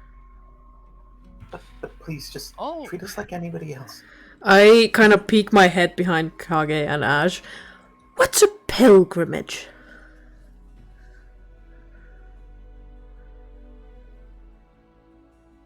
Silence. When you go out and you meet up with the people that you're supposed to be helping. Yes, as servants of the platinum dragon, our purpose is to assist all people we come across. So So, I guess that means you. yes. And, well, I think we've both been of the mind that it's better to actually know who you're trying to help rather than distancing yourself. Oh, I can give you a little advice. Sometimes people really don't like to be helped. Even though you just gave them a cup of tea and then they start feeling ill and they just start blaming you even though it wasn't you. I told you it was a terrible tea! Shut up, girl! Okay! Drinks his mug. Well, it's not everyone always wants help. It's a matter of extending the hand to those in need. So not only that, Debris in the background, who does not have a token because reasons, sort of Raisins. continues. Our dogma is simple. We defend the weak and downtrodden against unjust attackers and those who take pleasure in harming the defenseless. We value life above everything else. We take pride in our work. Even if pride, although it is necessary for anyone, it is important to be magnanimous. You have to believe in the standards you set for yourself and strive to surpass them. While he's talking, I just whip my hair around to look at Dante. You look like you have a bunch of good stories. I do, actually. Benevolt will Tons. just sympathetically pat Tenebris on the shoulder. It's just like, you stop preaching, friend. People's brains switch off. I tell you this all the time. I really do, Nice. actually. Oh, do tell. I love a good story. Well, As how Gorg's. about in the form of a song? I love a good song. I sure hope I can yeah. remember how to play this. Would hope it's not just for show. Come on. Same. And I will make a performance roll. Let's go. Oh boy, it's so good I mean, be could loved be. by no dice. I know, but it could be worse. Nerves, I don't nerves. You gotta know. keep It's pretty bad, order but right that determine a lot of things. You strum your strings and you hear it as it's not properly tuned. Does that mean I'm gonna retune it and then try again? Yes. I lean over to it's- Kage and I say, "Hey, Cage, been a while. like remember that guy when we were touring those schools and he just carried that loot everywhere but never actually played. He was just using it to pick up chicks." Oh, see, there we go. Yeah. Telepathically use it to pick up chicks. Superbia, just to Benevolt. That's what was happening earlier, right? Yes, no, that was my what God. was going on there. So always make them prove that they can play it. Okay, I understand. You know what? That's we'll take that one on board. We'll add to the list. See, I'm learning. Certainly. As you start off this, by the way, Benevolt visibly winces at the first like strum, but then as you start playing, you kind of like ease into it. It's like, okay, not bad. What kind of... It's been ages since I've took this thing out to play. What kind of song are you performing? Like, is it a cheery or sad, or like, are you just telling a story with some music on it? Let's roll a d4 here, and Ooh. let's determine the randomness. Of course it's a 1. It's yeah, for me, cool. I would say it's probably a cheerful, happy song that ends very sadly. So, as it's starting to be, like, very cheery, like, Alina just starts dancing immediately to it. By herself. It's mad. This guy behind goes, "Oh, change the tone." When you're done, I'll ask if you know like the free bird of this world. So Free goats.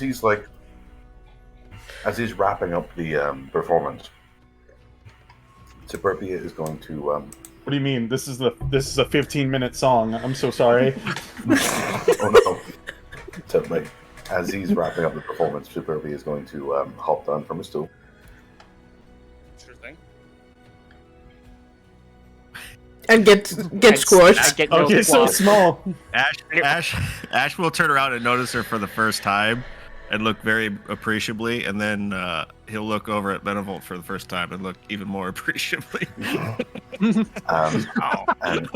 Benevolt just gives you a wink. oh no! Why? This off a little bit. She'll walk up to Dante, rooting around in the pockets of her dress, and take out a silver piece and say, "Thank you very much for the entertainment," and extend it to him. Well, thank you. And I will take this silver piece. That was rather lovely. Why the sad ending, though? Well, not every song has a happy ending, and not every sad song has a sad ending. Indeed. What stories we hear, and sometimes some things ending on a sad note teach us something. Exactly. And sometimes you just need a good cry. That is also Sometimes the story, the relevance of the story is to always pick up that dagger you dropped on the floor. I didn't drop a yeah, dagger that's on the just- floor. That's just safe. Though. Well, in the yeah, it's story, just best you practices, see really. that he didn't, and then he fell and, stabbed himself in the throat. I find That's it a really hard to fucking, imagine that's a forgetting a fucking dagger. terrible message to say. Fucking sucks. Oh. You got a heckler? we do indeed. Does he have a drink in front of him? Multiple.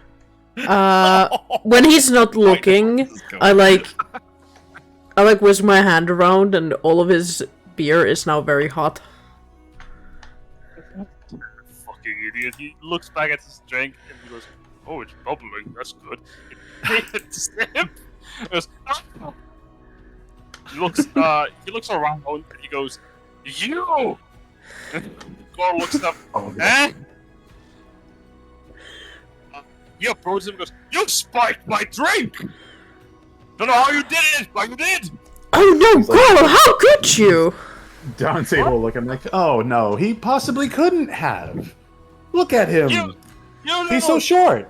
He You couldn't little make it. shithead! And he punches him straight in front of him, and you see a splatter of blood rise from his nostrils as the nose caves in from the blow, and he slams against the desk with enough force to knock him out. Oh no! Oh no! Oh no! Oh no! Oh no!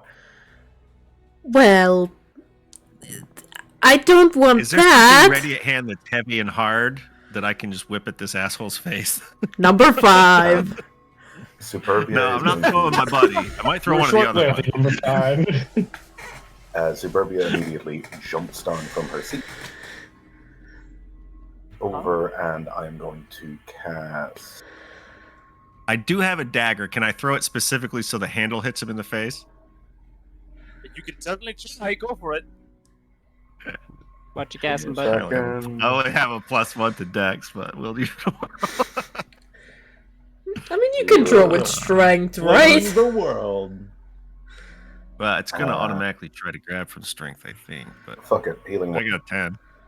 Oof. As you take the dagger and you hold it by the blade and you fling it to the pommel, it goes to hit him and he grabs it in the air, goes whoa, and everything stops for a moment. Did you just fucking try to throw a dagger at me? And No, he I goes, did throw it. You happened to catch it. This guy goes, "Oh, that's my brother you just threw a dagger to," and then this guy goes, "Oh, that's my cousin you just threw a dagger to," and then goes, "That's my twin brother you just threw a dagger to." And this guy goes, I have actually no investment. I have no stake in this. I have no stake in this, but I guess I'm also upset. This town is very inbred. Yeah, I was just thinking. Yeah. And then you grab out their hands, roll initiative. Now, I say, I did not hurt anyone. I was just playing a song. You did. Oh my god! That's my first roll this campaign. What? Was it? No, it wasn't. You rolled the Arcana. Nope. You rolled Arcana. Oh yeah, I rolled Arcana earlier on. So yeah, no. I rolled rolled a a one. 1 You and a rolled- 20. Yep. Well, let at me least just your double rolls check are either something. 1 or amazing. Mine are just, hey, it's not a 1, but it's not a 5. Hey, for I love. You shut the You know fuck what- up. So I'm gonna, You shut I'm the gonna fuck use up. my You shut the fuck up. Listen, I'm gonna shift the flow of combat, and so 3 people can re-roll their initiative and take the higher one. Oh, okay. Oh. Oh, well, that's both the thugs. So that please will post be, that in the chat if you can. Yeah. Okay. Hold on. Where did it go? By the way, Back I think I got last missed hit. in the flurry there, but Superbia re-healed Moss Eater for 5 hit points. Yes. Great, he's gonna keep staying down because that hurt a lot. Makes sense. He's But gonna if, play like- dead. He got hit for like 14 bludgeoning. He's like Whoa. not doing okay at all. Oh, He's just did he- like, ow, ow. Did this guy like crit or something? No, he didn't. Oh. He's just a hard hitter. There it is. Okay. Hold on. Yep. They may be Close. inbred, I'm but trying to they're grab hardy. Just what I need and not more. I'm not inbred. We just know one another. We're one big happy family. You'll pay for that, pretty lady. I'm the one who said that fuckface. She looks back towards you. Which one of you? This one, I'm just holding a hand up. I think One of you three, put your hands down. His hands like shaking. as everybody else puts their hands down, Superbia just puts her hand up for a moment. It's like, Suno. He, like, rubs his hand. No, Suno. Oh no! Oh no! Oh no! Sweetheart, not in front of him. No. But no, You are, it's okay. So, Zero. No, it's not okay. So, which one of you do you want to reroll initiative? Let's see. We have 3 of us are already in the front, right? And then Yep. Yeah. the thugs. So I would like definitely say the other thing. Kage, Superbia, and Alina. All reroll. Sweet. Exact same. That is Hey, let's go! I go first. Get fucked. How did I get the exact same? Dice Nice. said yes. Dice said this. This is not. That's this is the way the supposed to dice work. wanted it to be. There is supposed to be no numbers between 1 and 20. Different No. campaign, brother. Listen, All right. Excellent. So, I didn't start you in a tavern, but I guess we're doing the tavern scenario. So, Yay! Alina, you go Classic. first. Tavern Brawl. I sure do. And yeah, I just look at the guy who punched my face and I said, I think you would benefit with some more friends. And I cast Infestation. Why is it Oh, not Jesus. Why is it not Would posting? even notice a few more lice. Eh, Yeah, there we go. There it is. Station. Oh, I haven't put it in. Whoopsie. Oh, you have to make a Constitution saving throw. Cool. Yep. Rolls a 14. No, he Just doesn't fails. pass it. Woof. Roll damage as suddenly from the ground against this guy in front of Superbia, an amount of like centipedes, beetles, and other insects crawl from the woodwork underneath the tavern, and he goes. Superbia is screaming along with him. Inbred and dirty. God. Did I have? Habsburgs here. You roll another d6 because you're 5th level. Oh yeah, that's right. Poison damage. I'm already poisoned. Woo! Can't be worse. Yeah. Yeah. Oh, these hurts. Oh, my hit points are visible. Oh. I think he also needs to roll because it's a poison damage, and if he fails, he's also poisoned. It doesn't mention it in the spell. No, it's a class thing. Oh, could you post that, please? Yes, there we go. Oh, I'm more poisoned than I was already. Yes. The insects are biting him, start barfing. Straight Yeah, up. and he also moves to a random direction. Immediately. Yep, that's part of the spell. Yep, it does. Roll a d4. Roll a d4, let's see where he goes. Yeah. 3. 3. East. No. East is Superbia. He runs into Superbia and starts barfing. Oh no. Oh god. Needless to say, it's horrible. Can you give me a dexterity saving throw, Superbia? You're so You're welcome, girl. God Oh. damn. You tried to Nothing for you. You try to step out of the way, and you step back right into his horrible hands as he... Well, the dress you're wearing is no longer fit for festivities. It's not Please white tell me Let's get anymore. this prestidigitation. I do have I do. I do. Thank you. We do. Thank God. We do. We got you. So does Benevolt. He looks down and he goes, We are "Oh, clean." I'm sorry, no, I'm not... Get away from me. Okay, he runs towards you. That's my turn. Very 'Cause well. I don't want to jump the counter. Benevolt's gonna move around to here. Is going to put a hand on Superbia's shoulder and go like, "All right, this is apparently happening. Here we go." And he is going to.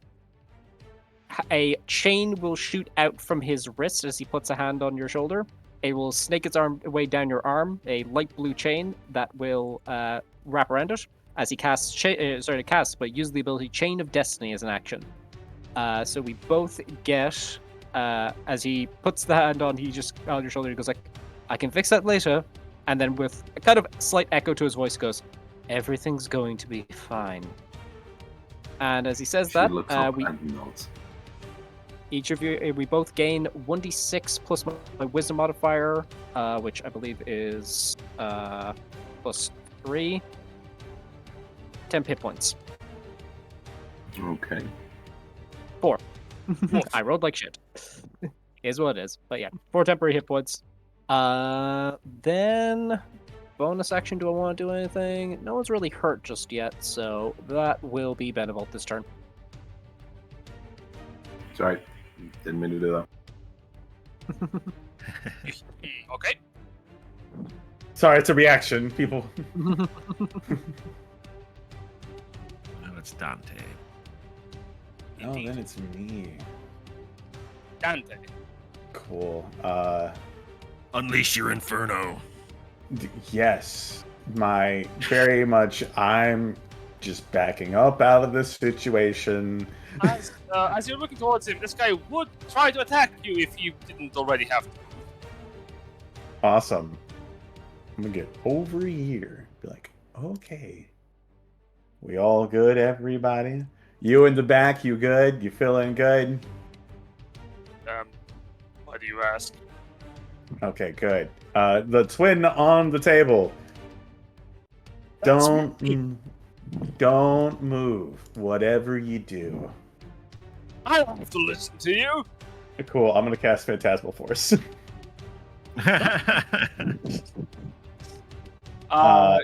recoils. All right. What do you have him see? Basically, there are zombies kind of like break through the ground and grab at his legs, and tries to like hold him down to the table. You see him like flailing on the table, swinging in the air underneath the table as he's slowly dragged down. No!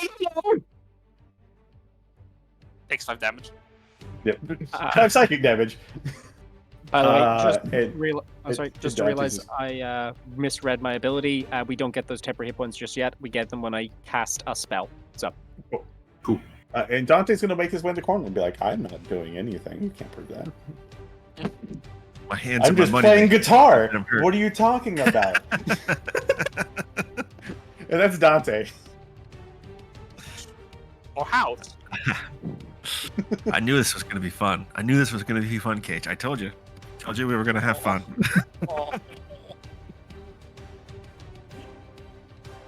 I step up to this pool. I'm already Yeah, like you- lifting up the stool. What you looking at? Forehead. Yeah, I don't want. Call him a 5-head. At least I got hair, bro. Look, sometimes you don't get the good hair. Ask my brother. Or brother. Doesn't look like anyone in your family got it. But you're about to get it. I think her, I but don't. I'm gonna punch you too. I don't want to like. I don't want to use a weapon on these clowns. So do you want just a straight strength for like a punch? Yeah, you can go for a punch. You could also just grab a stool and use it as a weapon as well. All right, I'll do that. Sure thing. That's a hit. Yeah. Roll a And d6. I'm gonna use. modifier to it. Okay. Strength. Where did it go? D6. Boom. And my strength mod is 3, so that's a 7. You slam the chair door. God. And I'm going to use my second attack to use another one of my abilities at the other guy that hasn't come around the table yet. I'm going to spend a tactical point for menacing threat. By replacing one attack when you take the attack action and expending a tactical point, you can try to intimidate a creature that can hear you within 60 feet of you. It must make a wisdom save against my tactical DC. On a failed save, the target is frightened for 1 minute, repeating the saving throw at each of his saves. Very well. Let's see if he's I'm going to point to him. do It's this. like you're going to want to leave if you don't want to catch some of this beatdown. You got it. I think it's 14. You stay at him and he goes, all right, you're going to have to work on your threats because that's not really scary enough. All right. I was trying to let you off easy, but now you're going to have to hurt. I'll show you a good threat when it comes to my turn. my turn's coming. Oh boy, it's coming. Yep. He'll be here That's around my the turn. corner. That's your turn. This guy goes, just like keeps swinging at the hands. Does he get the saving throw at the end of his turn? I believe it should be at the start. Oh, at the start. It's a fucking like essay. This spell. Yes. Yeah, Phantasmal Force is really long. Sorry, each round on your turn. I always want to say it's the start. Let's see. Target. Oh yeah, let's make an investigation check. Oh, it's investigation check. Yeah. It's an investigation check. He's gonna use an action to investigate. Man, that sure is real. And now they're calling his name. Oh my god! Zombies popping out of the ground! My granddaddy told me about those tavern hands. He actually falls prone as he believes he's held down onto the table and being dragged to the floor. Yeah. Turns out everybody's afraid of flaming clown spiders. Go figure. Right? I don't think that's a specific Just a common phobia. Emperor. Very well. That's his turn. That's like telling you. That's like someone telling you that they have a phobia of having a gun held to their temple. Yeah. It's like, yes. Alright, Kage. Right, does a stool count as a club in terms of Absolutely, yes. the properties? Okay, Yeah, great. So I can use the knockdown. Teleports behind you. Alright, I guess you guess flanking. I want to say, canonically, this music in the background that Dante's actually playing it live. Nah. Yep, that's crit. Oh god, Yeah, damn. there it is. First crit. Wait, I need to double check something really quickly. Okay, so yeah, that is your first crit. Yep, 2d4 plus 3 bludgeoning. Which is 8 bludgeoning, and he has to make a con save or be knocked prone. I'm just bashing it on his head, trying to force him to the floor. Just makes it. Let's see if he makes the second one.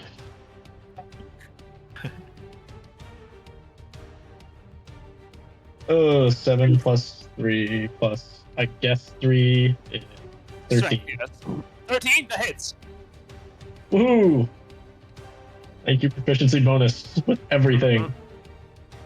Oh, Tavern Brawler, nice. 3. And he 5. falls down as you smash the chair over his head. Whoa. Well, oh, yeah, he failed that one. Bonk. Alright, that will be me. This guy keeps fucking barfing. Is this poisoned for how long? Ever. Never. Hold on, Until the start of your next turn. Oh boy, so he just looks around like, Yep. oh, what have you done to me? You. And he looks towards Alina and he's gonna make 2 attacks at disadvantage. Make it stop! Oh, wow, good. Oh! I think it's disadvantage. 21 to hit with the first one and 8 with the second one. That was a crit. Yep. This guy's got fists of steel, my god. Is he? Wait, is he hitting me? Yes, you. 6 Ow. points of bludgeoning damage your way as he punches you like against the shoulder with a lazy swipe before he slams his fist on the ground. And you see him go like, crunk. Oh. Don't worry, bro. Oh. He stands up and he looks over towards you, Kage. I'm gonna let you out! And he's going to swing wildly as he stands up. Wow. Does a 14 hit? That is a meet it. Okay. That's a meet it? Meet it, hits it. You take What 12 if it points of doesn't, bludgeoning though? damage. Oh, Lord Bard. Cutting words. What if it doesn't? Oh, what if it doesn't? I see what you're doing. Very well. Roll your party inspiration die and subtract at least 1. Yep, it's a... take 6 off that. He goes to hit you, and then Dante says something. What do you say? Oh no, it's a little voodoo doll I have. It just like I'll poke it in his hand where he's about to swing, and it just sharp pain. And he like misses as he feels sharp pain. His hand sort of contorts away from you. This guy goes, now you see, when you want to threaten someone, what you have to do is do this. Walks up to Benevolt, right in front of him, square, and goes, I don't like you. I'm going to pry your teeth with my hands. And he I mean- reaches forward. I mean, I do have a couple of cavities, so have at it. I have heard he is the town dentist. Woof. Because you're so damn sweet, boy. It's because you're so damn sweet. 16 hit. Oh. A 16 will also hit. Yes, so hit and crit. 3 Actually, Oh. so hold on. He got a crit on 1 though, right?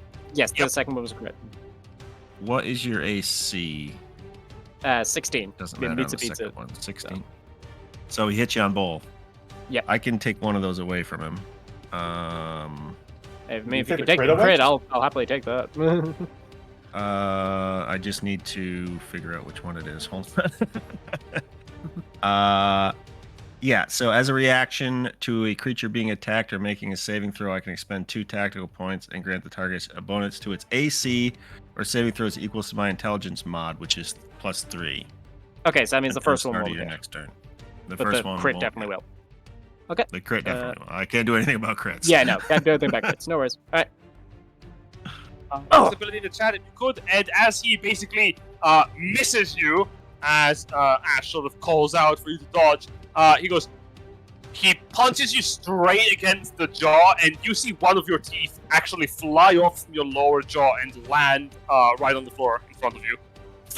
Benevolt kind of like feels at the space where it is with his tongue. Is like, okay, not bad. One out. I'm coming for the rest. Superbia, this is getting dangerously bloody. With a shriek, she will turn to Benevolt. Absolutely not. And Oh God. Wait, Wait, is that to hit or to heal? no, that was the. Sorry, I clicked the wrong thing. Oh, okay. Outmaneuver, there it is. Take 9 healing. Thank you, Sue. Appreciate it. You lose 9 health. Yep, sorry, hang on. Plus 18. Wait a minute. It's There we the go. 9 points of healing damage. Thank you. Yeah. Read your fine prints. Thank you, Sue. No. That's your action. Do you wish to move away? You know what? I'll attempt to back up to the stool to my northeast. Although that is going to provoke some attacks of opportunity. Yeah, it is. Yep. No, she's panicking. Fair enough. Fair enough. Alright, all 3 of them are gonna go attack. 1 punch. Oh. 2 punch. Woof. Ooh. 3 punch at disadvantage. Oh. What the fuck? Yeah, I'm taking all of those. Rebuke the of the Talisman. First one that hits is going to take 3 points of psychic damage and get blasted back 3 feet. Or This 10 guy. feet. Yeah, this guy is gonna. Get Three slammed fingers, into Kage. So he must get 10 feet, but he takes 3 points of psychic damage. I was about to say, like, 3 feet. He's still in the same square. 10 points of psychic damage? No, 3 points of psychic 3 damage. points. But he gets blasted back 10 feet. He's thrown back in the chair as before he does, he punches Superbia for a solid crack against your shoulder. 10 points of bludgeoning. Oh, fuck. The second guy swipes for a 14 to hit. Does a 14 hit? It does. Woof. She has no Woof. armor proficiency. Your 9 points of bludgeoning damage bonus for you. Oh yeah, because you're a sorcerer as well. Hmm. And the last guy, in his stupor of poison, still manages to wallop you against the head for 11 points of How bludgeoning. you looking, Superbia? You up? I'm on 2 health. 30 points of damage. Oh, that is no. I'm done. With the last strike, wham, he clobbers you against the head, and you slam against the stools. Got the bitch! Oh. You all just fucked up. Says the guy missing a tooth. Speaking of which, this guy goes, okay, I did not sign up for this. Just stay over there. 5, 10, 15. He's gonna grab Superbia. What the fuck? What Wait. the fuck do you think you're doing? They're moving, obviously, someone out of commission, out of harm's way, real quick, if that's fine. I can't Yes, stop sir. them. They're ahead. upset. I can't stop them. Go ahead, thank you. Yes, come here, sweet thing. Oh boy. Stay with me now. Alina, your turn.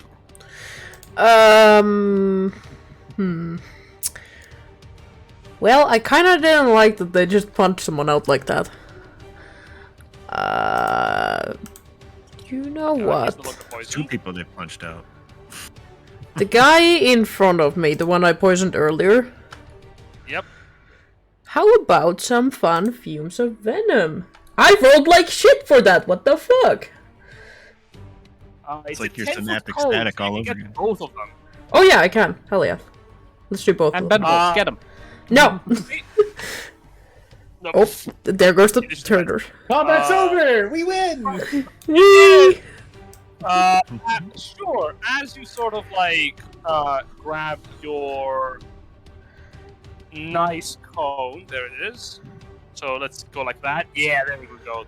Thank you, roll 20 cones. It only took them 13 years. Yeah. Exactly. Both of them are going to have to make. Oh, actually, I can do something very fun with this. I can have it stick around, right? I think so. Where's the option to? Linger there. It's in. Yeah. So, both Yeah. of them. Yeah, both of them are gonna make con saves. They fail. fail. And they need to roll again. As you describe how your ability looks, by the way. Yeah, she had like a side pouch on her belt, and she grabs like it looks like very just random stuff, and she just blows it towards them. Okay, they both succeeded on there. And a strange mist of poisonous mist sort of erupts towards them. They both start choking, but otherwise do not seem like it lingers too long on them. It kind of looks like she just like threw tea leaves on them. Ugh, what the hell did you just do to me? Now, we don't punch out people we just met. Oh, you're nuts, lady. Can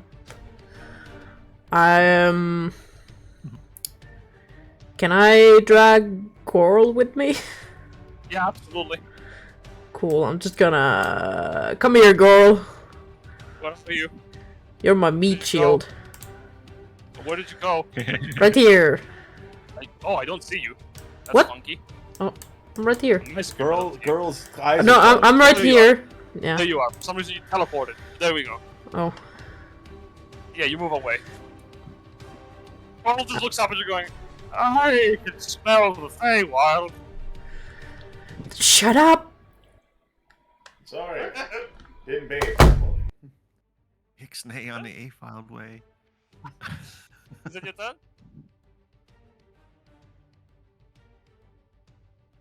Yeah. Benevolt.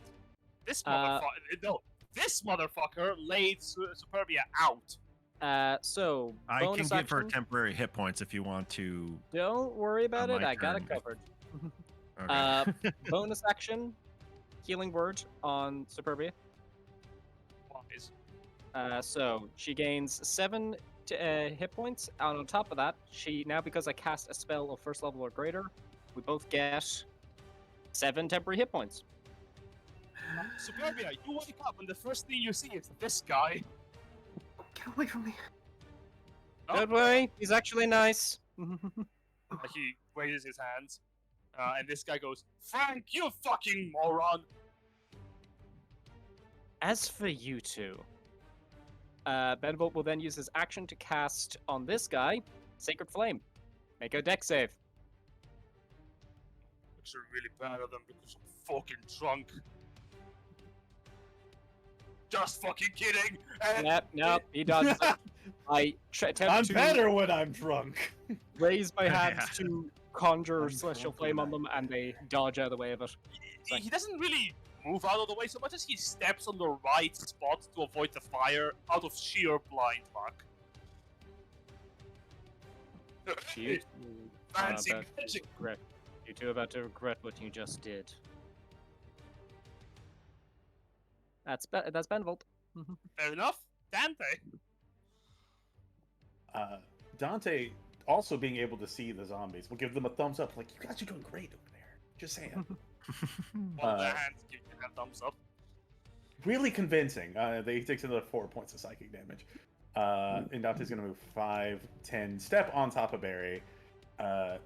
15, 20.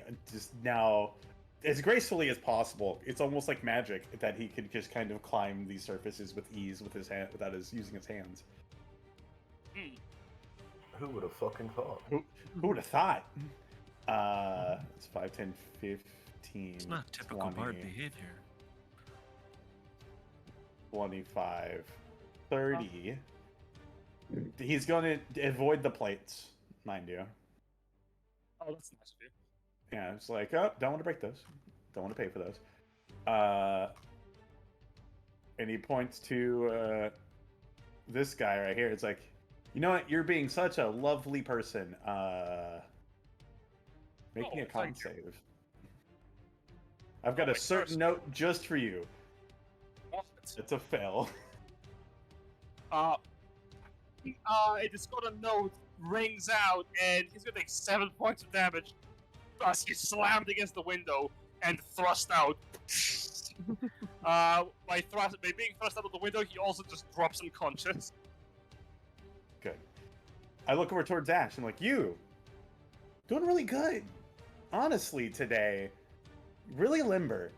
I can appreciate Thanks, that. man. And then we'll give him a bardic inspiration.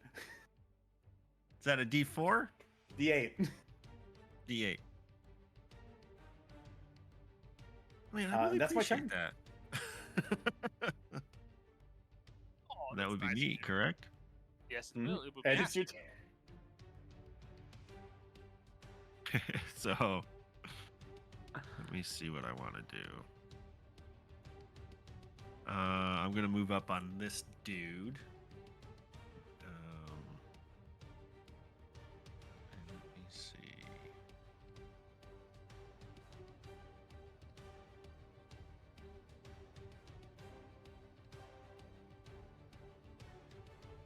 I don't really want to do that. I will do the rallying figure, so I'm going to replace one of my attacks. And let's see, is this how you share it? Yes. By replacing one attack when you make the attack action and expending a tactical point, you call out to your allies to continue the fight. A number of creatures equal to your gain temporary hit points. 5 plus your fighter level, so that would be 10. And ends the effects of Frighten if applicable. So I'm definitely going to give some to Superbia. You got this, girl. Alright, she goes up from 7 to 10 temporary hit points. Alright. And Alina, are you down some too?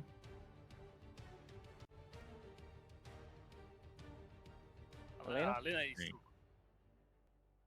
Okay. Yep. And Benevolt can have 10 as well.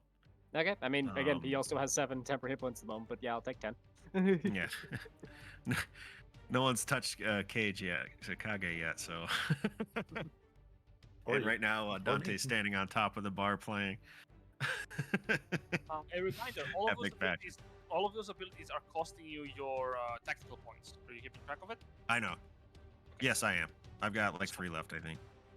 Wonderful. 4 left, actually. For logo.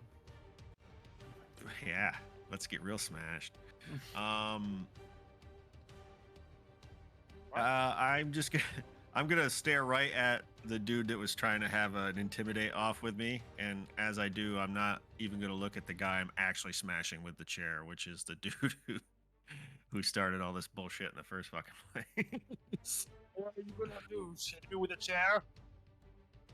Ah, fuck! Yeah. He's gonna hit me with a chair.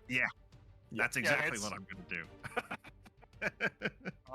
That was a D6 plus my yeah. strength. Just pure damage. You're just smacking him with it. Yeah, that's 6 points of damage. Oof! Ow! I'm not gonna hurt you because you sealed your death warrant by hitting that dude's friend, so I'm just gonna enjoy the show. That's my turn. He's like wobbly at this point. This guy is going to try and investigate again. Nope. Now they're bringing up that awkward thing that he did when he was a kid. He is. What he does is, you see the hands sort of drag him down from the table, and he is like looking up at the ceiling as his hands are no longer fighting the hands so much as they are moving towards his head, and he's sort of like tugging at his own cheek and grabbing his own neck as if the hands themselves are trying to choke him out. Like, imagine if the Ganon hands, like Tears of the Kingdom, also really, really insisted on talking to you about that time you pissed yourself in the 4th grade. Right. And everyone that laughed. time they caught you jerking off. Kage, Well, that's why they're hands. It's your turn. Yeah, I don't like these guys. Neither do I. So, let's see, 5, 10, 15, 20. That's like Frank's Here? schedule. And I'm just going to do some quick slashes and try and just make them realize that this could be a little more dangerous. So we're going to do bleeding strikes. Whoa, is that a weapon? And fuck it, we'll burn a fighting spirit to make those an advantage. You already have It advantage. was from just fighting gonna be Benevolt. fun fisticuffs. Oh, yeah, I Until only you get one, punched I only out. get one of them, I think, actually. But do I, Yeah, do I but- get the other one? I don't know. I mean, you've got flanking from Benevolt at least on this dude. Are you going to flank Yeah, on this? all right, 100%? all right. We'll just take it. We'll just take it as is. Yeah, all right. All right, so this one at advantage is this 20. Your blade hits him. Yeah, he goes, "What the hell is that? Is that a blade?" So that's desolate, and then shriek. So only, and that's halved. But so it's only 4 slashing, but he does get the bleeding condition. Is this Like He special? doesn't even see a blade. It's so fast. It's just like shing shing, and they're both just bleeding out of their arms. Hopefully, let's Totally, see. totally, but Desolate doesn't apply. You haven't treated him. No, the desolate is just when you hit someone. Yeah, it's a bleeding You're strike. thinking brutal again. Ah, yes. And you're Uh, Oh, it's only a 10. that does miss actually, but he's Yeah. bleeding. Yeah, the bottom one got it, but the top one's fine. Weird flanking rules. Ah! All right, I will just sit here, and it doesn't even look like I've drawn my blade at this point. It's already back. What the hell was that? This guy, unaware of the situation, to his own detriment, is going to swing at this guy, and he's gonna have advantage. I have better flanking. The power of friendship. One.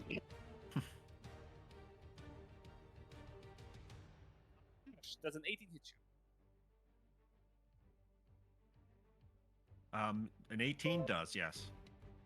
You are stabbed in the nose for 3 points of bludgeoning damage. Oh, wait a second. I see where the confusion is with this. Jen, you've written 2 different rules for Desolate. Did I? Oh, I'll have to. Yeah, the Desolate trait says whenever you critically hit a weapon, you add your proficiency bonus, but the one in Weapons Revised says whenever you attack with this weapon more than once, all attacks made. I think I'm gonna stick with a crit rule for it, and I'm gonna update that. Thank you for catching Okay. that. I thought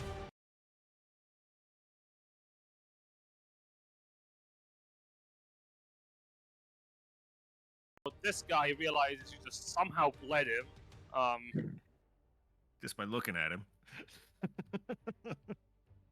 And he's smart enough to realize that's not good for him, as he takes 5 points of bleeding damage. Alright, point fucking May. And he's going to disengage and fuck off. More. As he runs to the door, he opens it wide, goes, "I'll remember this." It's Superbia, your turn. Just We've just made the villain of the campaign. You cut me that one time. So you blew up half the planet? Yes. Jesus Christ. Alright, Superbia, you're up. I admire your Okay. dedication, friend. So, Superbia is having a moment. So she's going to. Let me see. Who's getting bonus action healing word? You.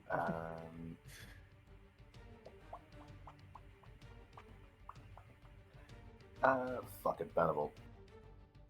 Alright. Benevolt's mostly fine, but sure. Actually, no, she can just do herself, can't she? Yes, you can.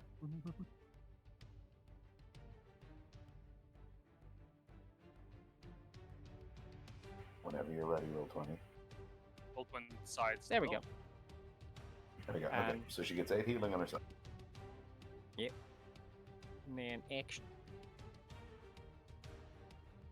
Hang on. Okay. And turning around and facing the thug that was the one that actually laid her out. No, Wordless- this dude helped you. This guy's no, on the way no, out. yeah, this guy. This guy. Yeah. Is going to wordlessly raise a hand, narrow her eyes, and is going to cast. We're going to do Firebolt. Whoa. Well, I heard fireball for a second. I was like, yeah, I started it. Yeah, I deserve that. Alright, Ooh, roll an a attack. spell attack. Huh? I'll make Spell a spell attack. attack. Oh, yes, okay. A ranged spell attack will do. 21 will definitely hit. Don't think the guidance is getting after that one, but yeah. Or the bless. 21 Yeah, still 21 hits. definitely hits. For 10 fire. fire damage. You will see, as you narrow your eyes, a bolt of flame apparates in your hands, and as it flies towards him, it strikes him straight in the chest. The scream that comes after is not a scream of pain, it's a scream of guttural fear as his clothes are consumed in the flame. Part of his ribcage is showcased, the bone showing through the charred flesh as he fucking dies on the spot. Too much. Full-on fire starter. 2. At that point, this guy just here we absolutely- go. Yeah, this guy steps back as the rest of them are defeated. This guy's just wailing on the floor. Dante as will make his Benevol- way over to Frank and be like, "Good job, bud. Appreciate in that." the turn after that happened, as his in the 6 seconds afterwards, Benevolt will put a hand on the man and attempt to spare the dying. This guy? Yep. You are too late. He's slain. Fuck. I'm gonna just How's leave that? a couple coins on the counter here. As that Yeah. happens, you see the door open to the back as the gnome bartender comes back holding a large casket of wine as he goes, "All right, who's ready for round? Whoa!" Sorry, played some music, got pretty rowdy. It was honestly that man's fault, and I'll point to the dead guy. Benevolt's going to walk up to Superbia and is going to, let me double check. Yeah, start off by doing a healing hands on you. Okay. Kind of putting a hand on you. It's like, Superbia, you're right. She's just gone into a fugue state. Completely wordless, just staring up at you.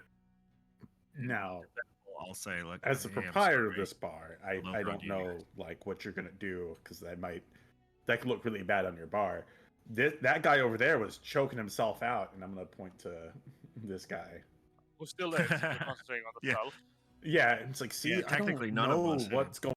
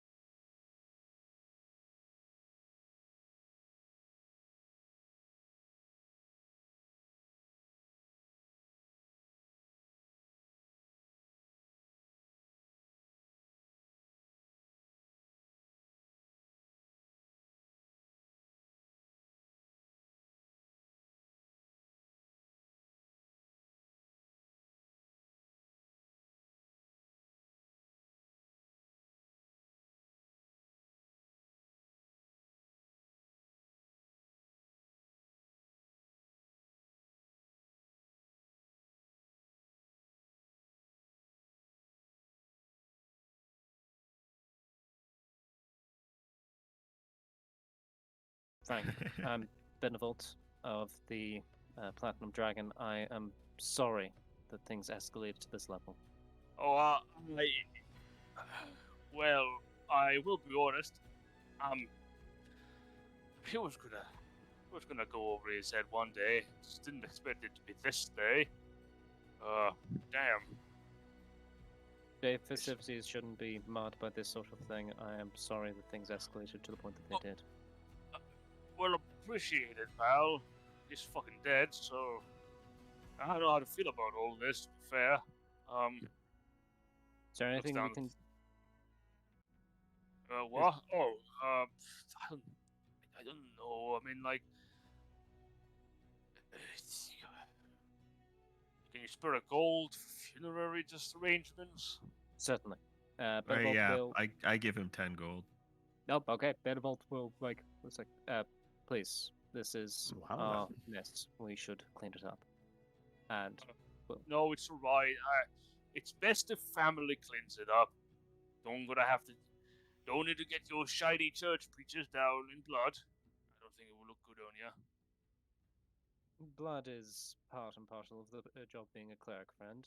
If he needs funeral rites, I'm more than willing to provide. As for what happened here, we'll just say, inner family feud occurred, and he just, he drank a bit too much, go way over his head, and, I don't know how to explain the burn, but look, we're a small settlement. If word goes around someone has died, people are going to get into trouble. The last thing I want is my family getting into trouble, so I'll make sure this is covered up. You have my gratitude for your discretion, friend, but again, if there's anything I can do in regards to funeral arrangements or compensation, please let me know. Can I cast Prestidigitation to clean up the corpse? Sure, the blood spatters on the floor are cleaned up. He is still bleeding from the open wound, like it is slowly oozing out. I will look to Benevolt and can you do something about that? Yeah, Benevolt will pull out his. He does have a priest backpack, so he will begin to just start preparing the body. Oh, good. You need shot candles? Got it covered. Thank you. As Goral is slowly also waking up, the gnome just looks up towards you. So that's fine and dandy. For you, I guess. But my establishment just had someone die in it. What am I supposed to say? That your drinks are to die for. Oh, ha ha! Well, that gets people not wanting to come to your establishment. Again, friend, you have my deepest apologies that things escalated the way they did. What can I do in regards to compensation? Dante Can you will bring reach. it back to life? Can you do that? Dante Yeah, will reach in his hand and be like, pulls out 10 gold and there you go. That should cover maybe the oh, you're not going to get customers for a while. Here, this might cover for them. You're going to have to close down, you knob! You're selling for a copper a day right now. No, it's in the fucking... You idiot! The ale I receive is part of the caravan. It's a trade deal. I make it seem like it's a good business. Good business, and I get the word out that my establishment runs cheap drinks, and people come here, and then I charge them normal prices, and then you kill someone in my fucking shop, and you expect 10 gold to fix it. I earn 10 gold in a day. Fuck's sake! Listen, I didn't kill anybody. So listen, friend. No one knows he's died in here, but the people in here. Yeah, Am I Barry supposed didn't see to Take anything. him outside. Am I supposed to just keep that a secret? I Yeah. mean, if you want the business to keep running, I would assume so. Yeah, he's got a point. Oh my god, I don't like this at all. This is very Well, shady. if you break, then who knows what will happen? I mean, the church is here. They're just right across the road. Wouldn't want the church to do anything bad to you, right? Make an intimidation check. Hate to get the church involved. Yes. 21. Oh boy. Lord, he looks up. Literal towards you. fear of God. He looks genuinely scared. As Alina pipes up in the back, like, if he has an empty barrel, he goes, I do? Oh, God, so tell me I have to stuff him in my barrel? No, we're just making a trade deal. You're giving a barrel of ale to the family that this man might have drank too much of. Oh, my And God. drowned himself in the barrel of ale. And also found a way to open his ribcage. Frank goes, actually, we can take, if that's the case, we can just take the barrel, and we'll say that, my good old cousin disappeared altogether. No fuss. No worries. I don't know how I'm gonna keep the rest of his family from saying he's dead, but without a corpse, it's gonna be hard to show evidence other than he's disappeared. Oh, you know what? Say he went to the Feywild, out in your woods. That's a nice, you know what? You're right. Those Fey bastards ain't worth much anyhow. Might as well pin it on them. Benevolt will finish off a prayer over the body to the Platinum Dragon to see his soul into his good graces. And we'll turn back towards Ted and go, as I said before, if there's anything else we can do in regards to attempting to mend the damage done here, please let me know. Don't kill anyone else in my establishment! We will not trouble your establishment anymore. Trust me, friend. We will leave, and I hope that the damages can be recovered. Well, no damage really done, I guess, except the dents on the stools, but... just... No! This is fucked up! I And agree. what's up with him? And he's like crawling at this point on the ground. I think he's possessed. You think so? Yes. Maybe that one should be the church's problem. Yeah. Honestly, they were both acting like they were I'll possessed. deal with him. You just probably need to get out of here before anyone else walks in looking for a bargain. Benevolt will walk over to Superbia and kind of walk over and just kind of like take her hand and kind of like look her in the eye and go like, "So, are you there?" Well, let's quickly put him in the barrel, shall we? Um, 1, 2, 3. She reaches a hand out, presses it against your chest, and then slowly slumps forward and puts her forehead against it as well. Yep. Bring his arms around and give her a hug. It's like, it's all right. Didn't do anything wrong. You got it from your Ted? I fucking guess. I will. Don't worry. The church Is will it only bad? come I'm at you craving when you're barbecue asleep. right now. You won't even know. All right, Tula. Also, dude, get up off the corner. People are present, and I'm gonna drop the spell. Pull yourself together. He runs against the wall, hits his face against the wall, looks back to you, screams, runs out of the door. God, what the fuck got into that guy? Benevolt, kind of still hugging Sue, will kind of look up to her and it's like, if it's all possible, I'd appreciate some discretion in regards to all of this. That's my middle name. It's not, but understood. Look over to the other people there. Goral sort of looks up at you and goes, "What happened?" Oh, dude, you missed it. It was crazy. Like, I played this song. It went so well.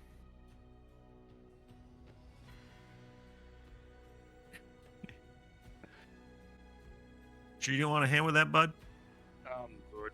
Strong lad. Sorry, pass it through. Moving a barrel for the family.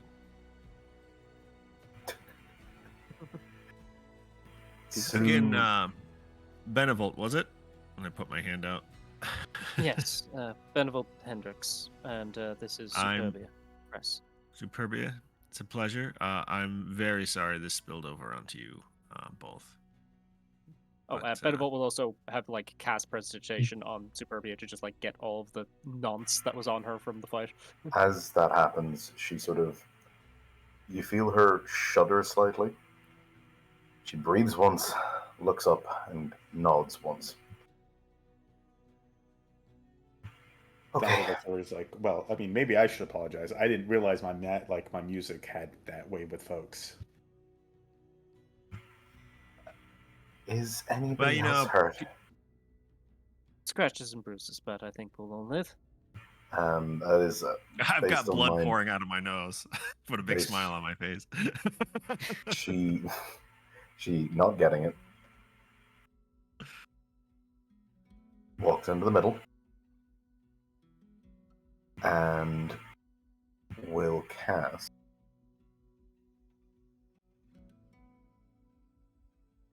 Beacon of Hope. Okay. As she just starts to straight up glow in the middle of everyone. Your pure Cool. sense of goodness radiates through as the gnome just looks genuinely scared. This guy just goes, "Wow, we got a light show! Clap, clap, clap, clap." Benevolt kind of like a little overkill, Sue, but all the same. And She flinches at the word overkill.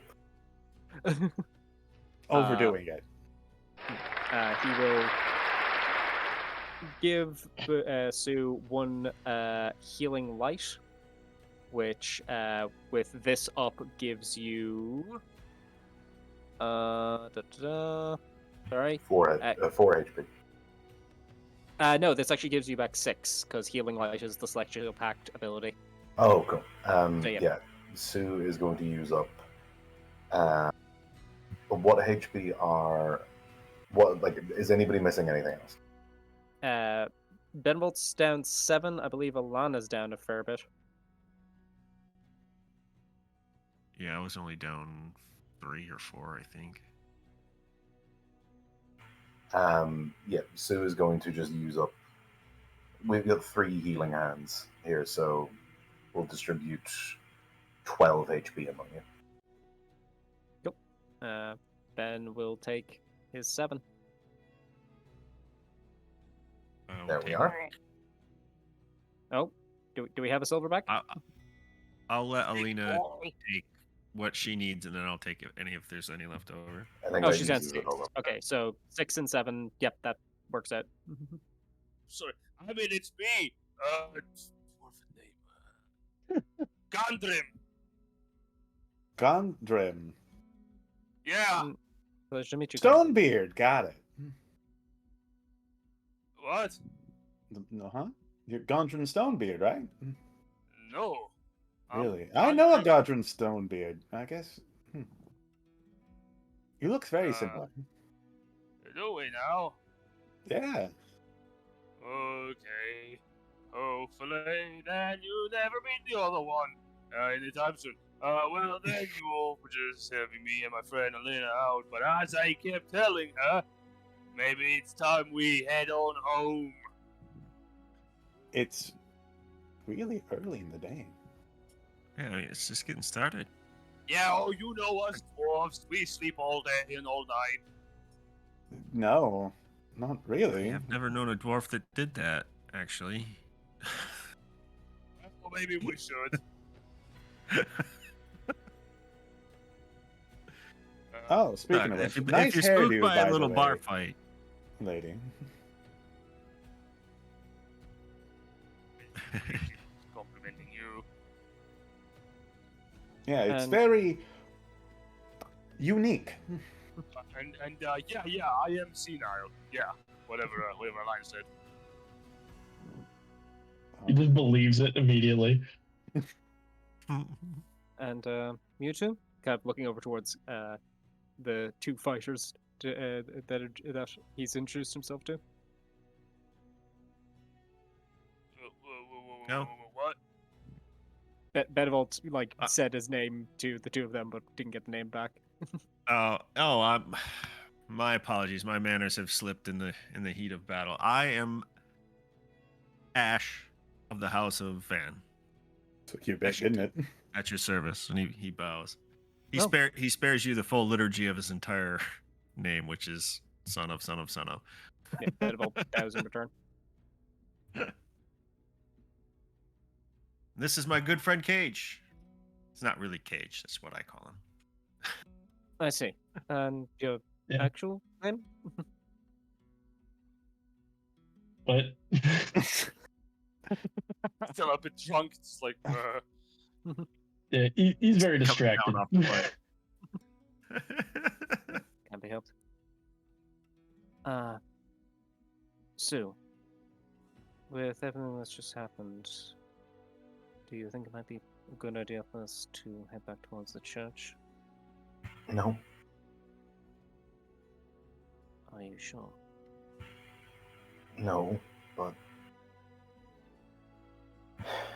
it was always going to be like this eventually. This just gets it out of the way. Alright. Oh, come on. If I had a copper piece for every bar fight I've been in, Does that always happen? Depends on your bar, really. Well, sometimes there's not an ogre around. Looks over to Barry. He is still asleep. Damn. when they are, they're usually That's a heavy conscious. sleeper. Right? At least what I've heard. Well, listen, I know the conditions we met under might not have been the most pleasant, but it is nice to meet some nice faces, and I'd like to thank those of you that actually helped keep Sue safe. Thank you all for trying to help. you're welcome. Yeah. Yes, your assistance was invaluable, Gandrim. Gandrim, Gandrim quotation marks. you did so much, Perfectly Gandrim. clever. You pushed that guy to the ground and made him choke himself. That's crazy. Yes, I don't know how you did it. You bounced up on top of that one person. He was helpless against your wrath. It was quite impressive. Oh, We never at would have that. known he was a violent asshole. Despite herself, there's a small chuckle from Sue. I do think that myself and Sue will still be around town, but I think we should probably head out and have a look at that fighting tournament that's going on. Yeah, that Oh, sounds nice, actually. I'm still glowing. And she turns it off. Oh dang, I'm in that thing. And sort of oh. shuffles her feet self-consciously. Thank you for turning off the light. It was hurting my eyes. No, it was not pretty light. It's bad. It's bad light. It's bad for the eyes. Pleasure to meet you all. Are any of you planning on taking Pleasure. part in that fighting tournament coming up? No, I'm definitely not a fighter. What about you? These Kage? two over here, though.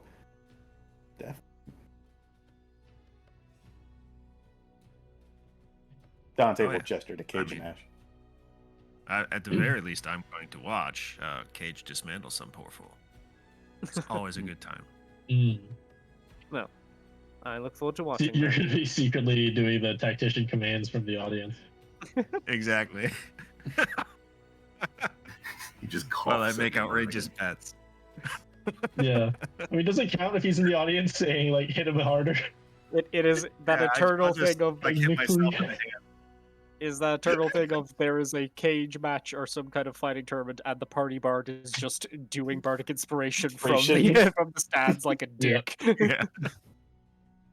But nice. It's I'm looking forward to seeing you around the festivities, but I think one drink apparently was all we really had in us for the day.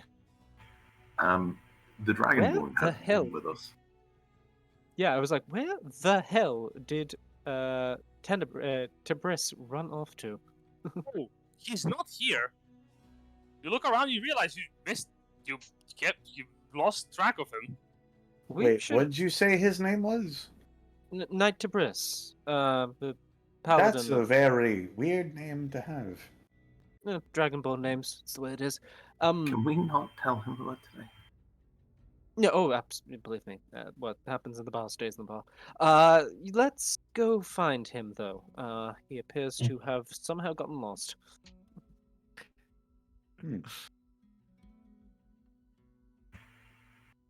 All right. And we head on out. Ash is going to have a seat next to this one and say, hello there. Doesn't have too much of it.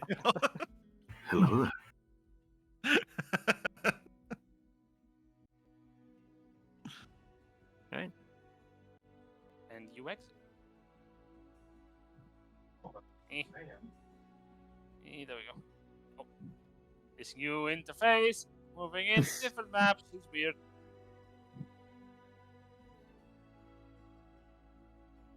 There you go. We're finishing up in a bit, indeed.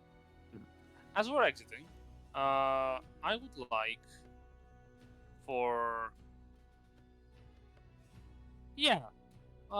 Funny Bard, would like you to give me a perception check. Funny bard. Funny I'm bard. a bard, but I don't think I'm funny. Funny Like bard. funny ha or funny ha ha? 14. Funny ha ha 14. woo bard. As you're exiting from the bar, you catch a glimpse of a figure moving away into one of the tents, further away from you, pale-skinned, with crimson eyes.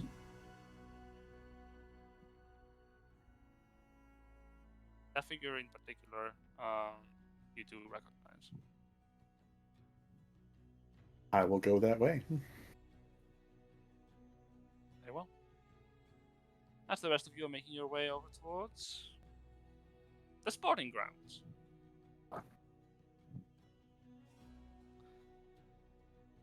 Can Benevolt do a perception to try to put his eyes on his paladin? Debris, of course. Make a perception check. Do try to get my peepers on this boy. Those 7 foot tall. Oh! dragonborn blend in. Okay. Didn't mean to put guidance on that, but you know what? I put guidance on that. Fuck it. It's cantrip. Why the fuck wouldn't I? Sure. Gotta find your 28. boy. You will in fact see Knight Debris outside of the tavern by the fountain. His arms crossed, looking towards where you're exiting. He's very easy to spot. He looks very judgmental in that picture. Before we make our way over to him, Benevolt will just kind of like turn to Sue and go, Sue? Mm-hmm. What happened in there wasn't good, but as you said, it's something that we're both going to have to get used to as we're going through all this. Yeah. I've done what I can to ensure that that person will be accepted into the grace of the Pathfinder Dragon. I know. But,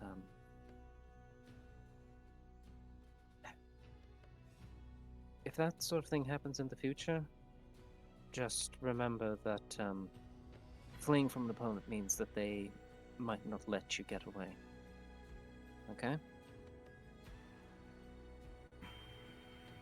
A stressed look passes over her face, but she nods. Sometimes you have to stand your ground. Yeah, that's a little bit of a crash course today. It's all going to be a learning experience. That's the whole point of this thing. I was just expecting, different wine to what we have at home, not to burn a guy to death. Yes, well. Fate throws unexpected curves at us. How we respond to it is the measure of us. We'll improve. We'll get better.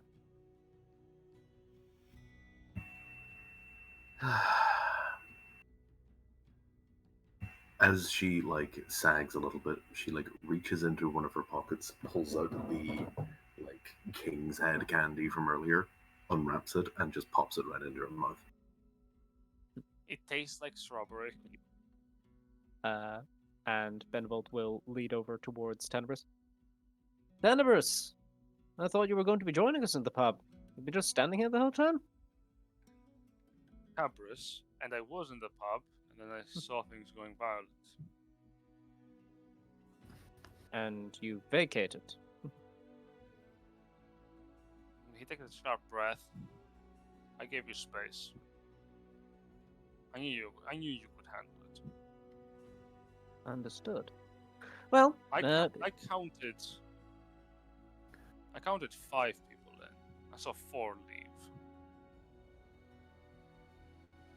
Well, one guy just is going to need to sleep it off. Right? He takes a deep sigh. He sort of like rubs the edges of his nose. The edge of his nose. He looks back at you. Remember what I just told you about your station and the responsibility it has? Yes, I'm aware of my responsibilities, and I've taken them very seriously. Trust me. I understand. Look, I am more perceptive than I give off, okay? I can tell by those bruises something happened to her, and I'm sure the bishop will be able to tell as well if we go back.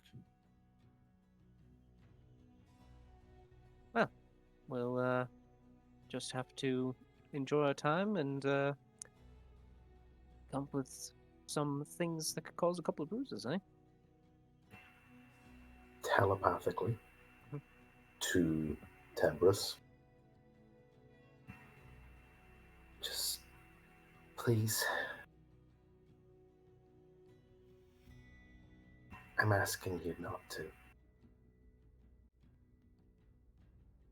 He looks over towards you, and his facial expression softens as he sort of nods.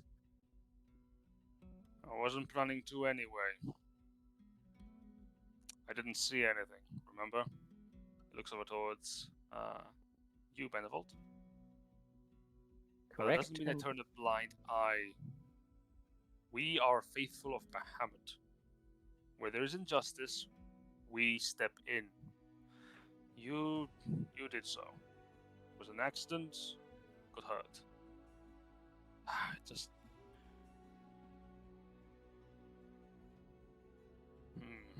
Don't let this take you down, but don't let it be repeated. If you're going to hurt someone, let someone who truly deserves it, not some random drunk. Well, as I just said, you didn't hear, but we're learning. We'll get better. Yeah, I know. Do enjoy the festivities. I think I'll make sure for time being that the bishops are not going to take a stroll out of the church and see something they shouldn't. While you still have a moment, I would also suggest you sort of tend to those bruises a little bit more. I don't believe our hopefulness has had makeup applied before, so perhaps find some merchant who is willing to test out their wares on that aspect. Actually, I might have that covered, but by all means, leave it with me. She's just sort of like looking between the two of them with a concerned expression on her face. If you have it covered, I believe you. Benevolt kind of like turns to Sue and is like, "So, Sue, have I ever told you I have a talent for makeup?" Oh, that explains so much. Over here. He will lead you over to the pool, sit down with you, and we'll take out a disguise kit. And we'll just start applying makeup to cover over the bits that weren't covered by prestidigitation. Do you want me to roll for it? No. I think you have a good grasp of makeup application that you can literally make her look radiant. Not as much as you, but radiant. I mean, you know, you gotta work with what you're working with. Gotta manage expectations. Do you do this every day? What? No, I only do makeup for further things. But no. This is just how I look, Sue. Oh. Okay then. We shift our perspective over towards Dante, who, as you're moving out, you see her waiting for you behind the under the shade of one of the trees. I approach and I will look over and like, man, the sun is not doing you any favors. Tell me about it. Before you stands the visage of Alandra. You know, a hat goes up 10 miles. Foresight. Left it at home. Apparently. Learned anything yet? Yeah. There's a shipment tomorrow morning, before dawn. They're bringing it from Belfort, one of the cities here.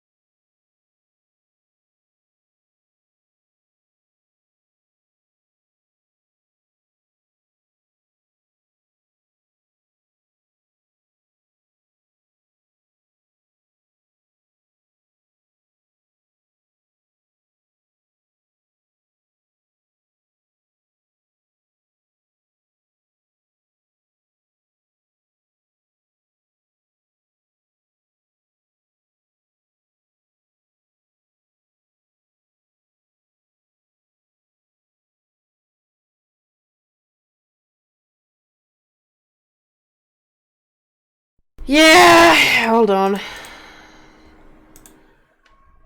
I see what happened.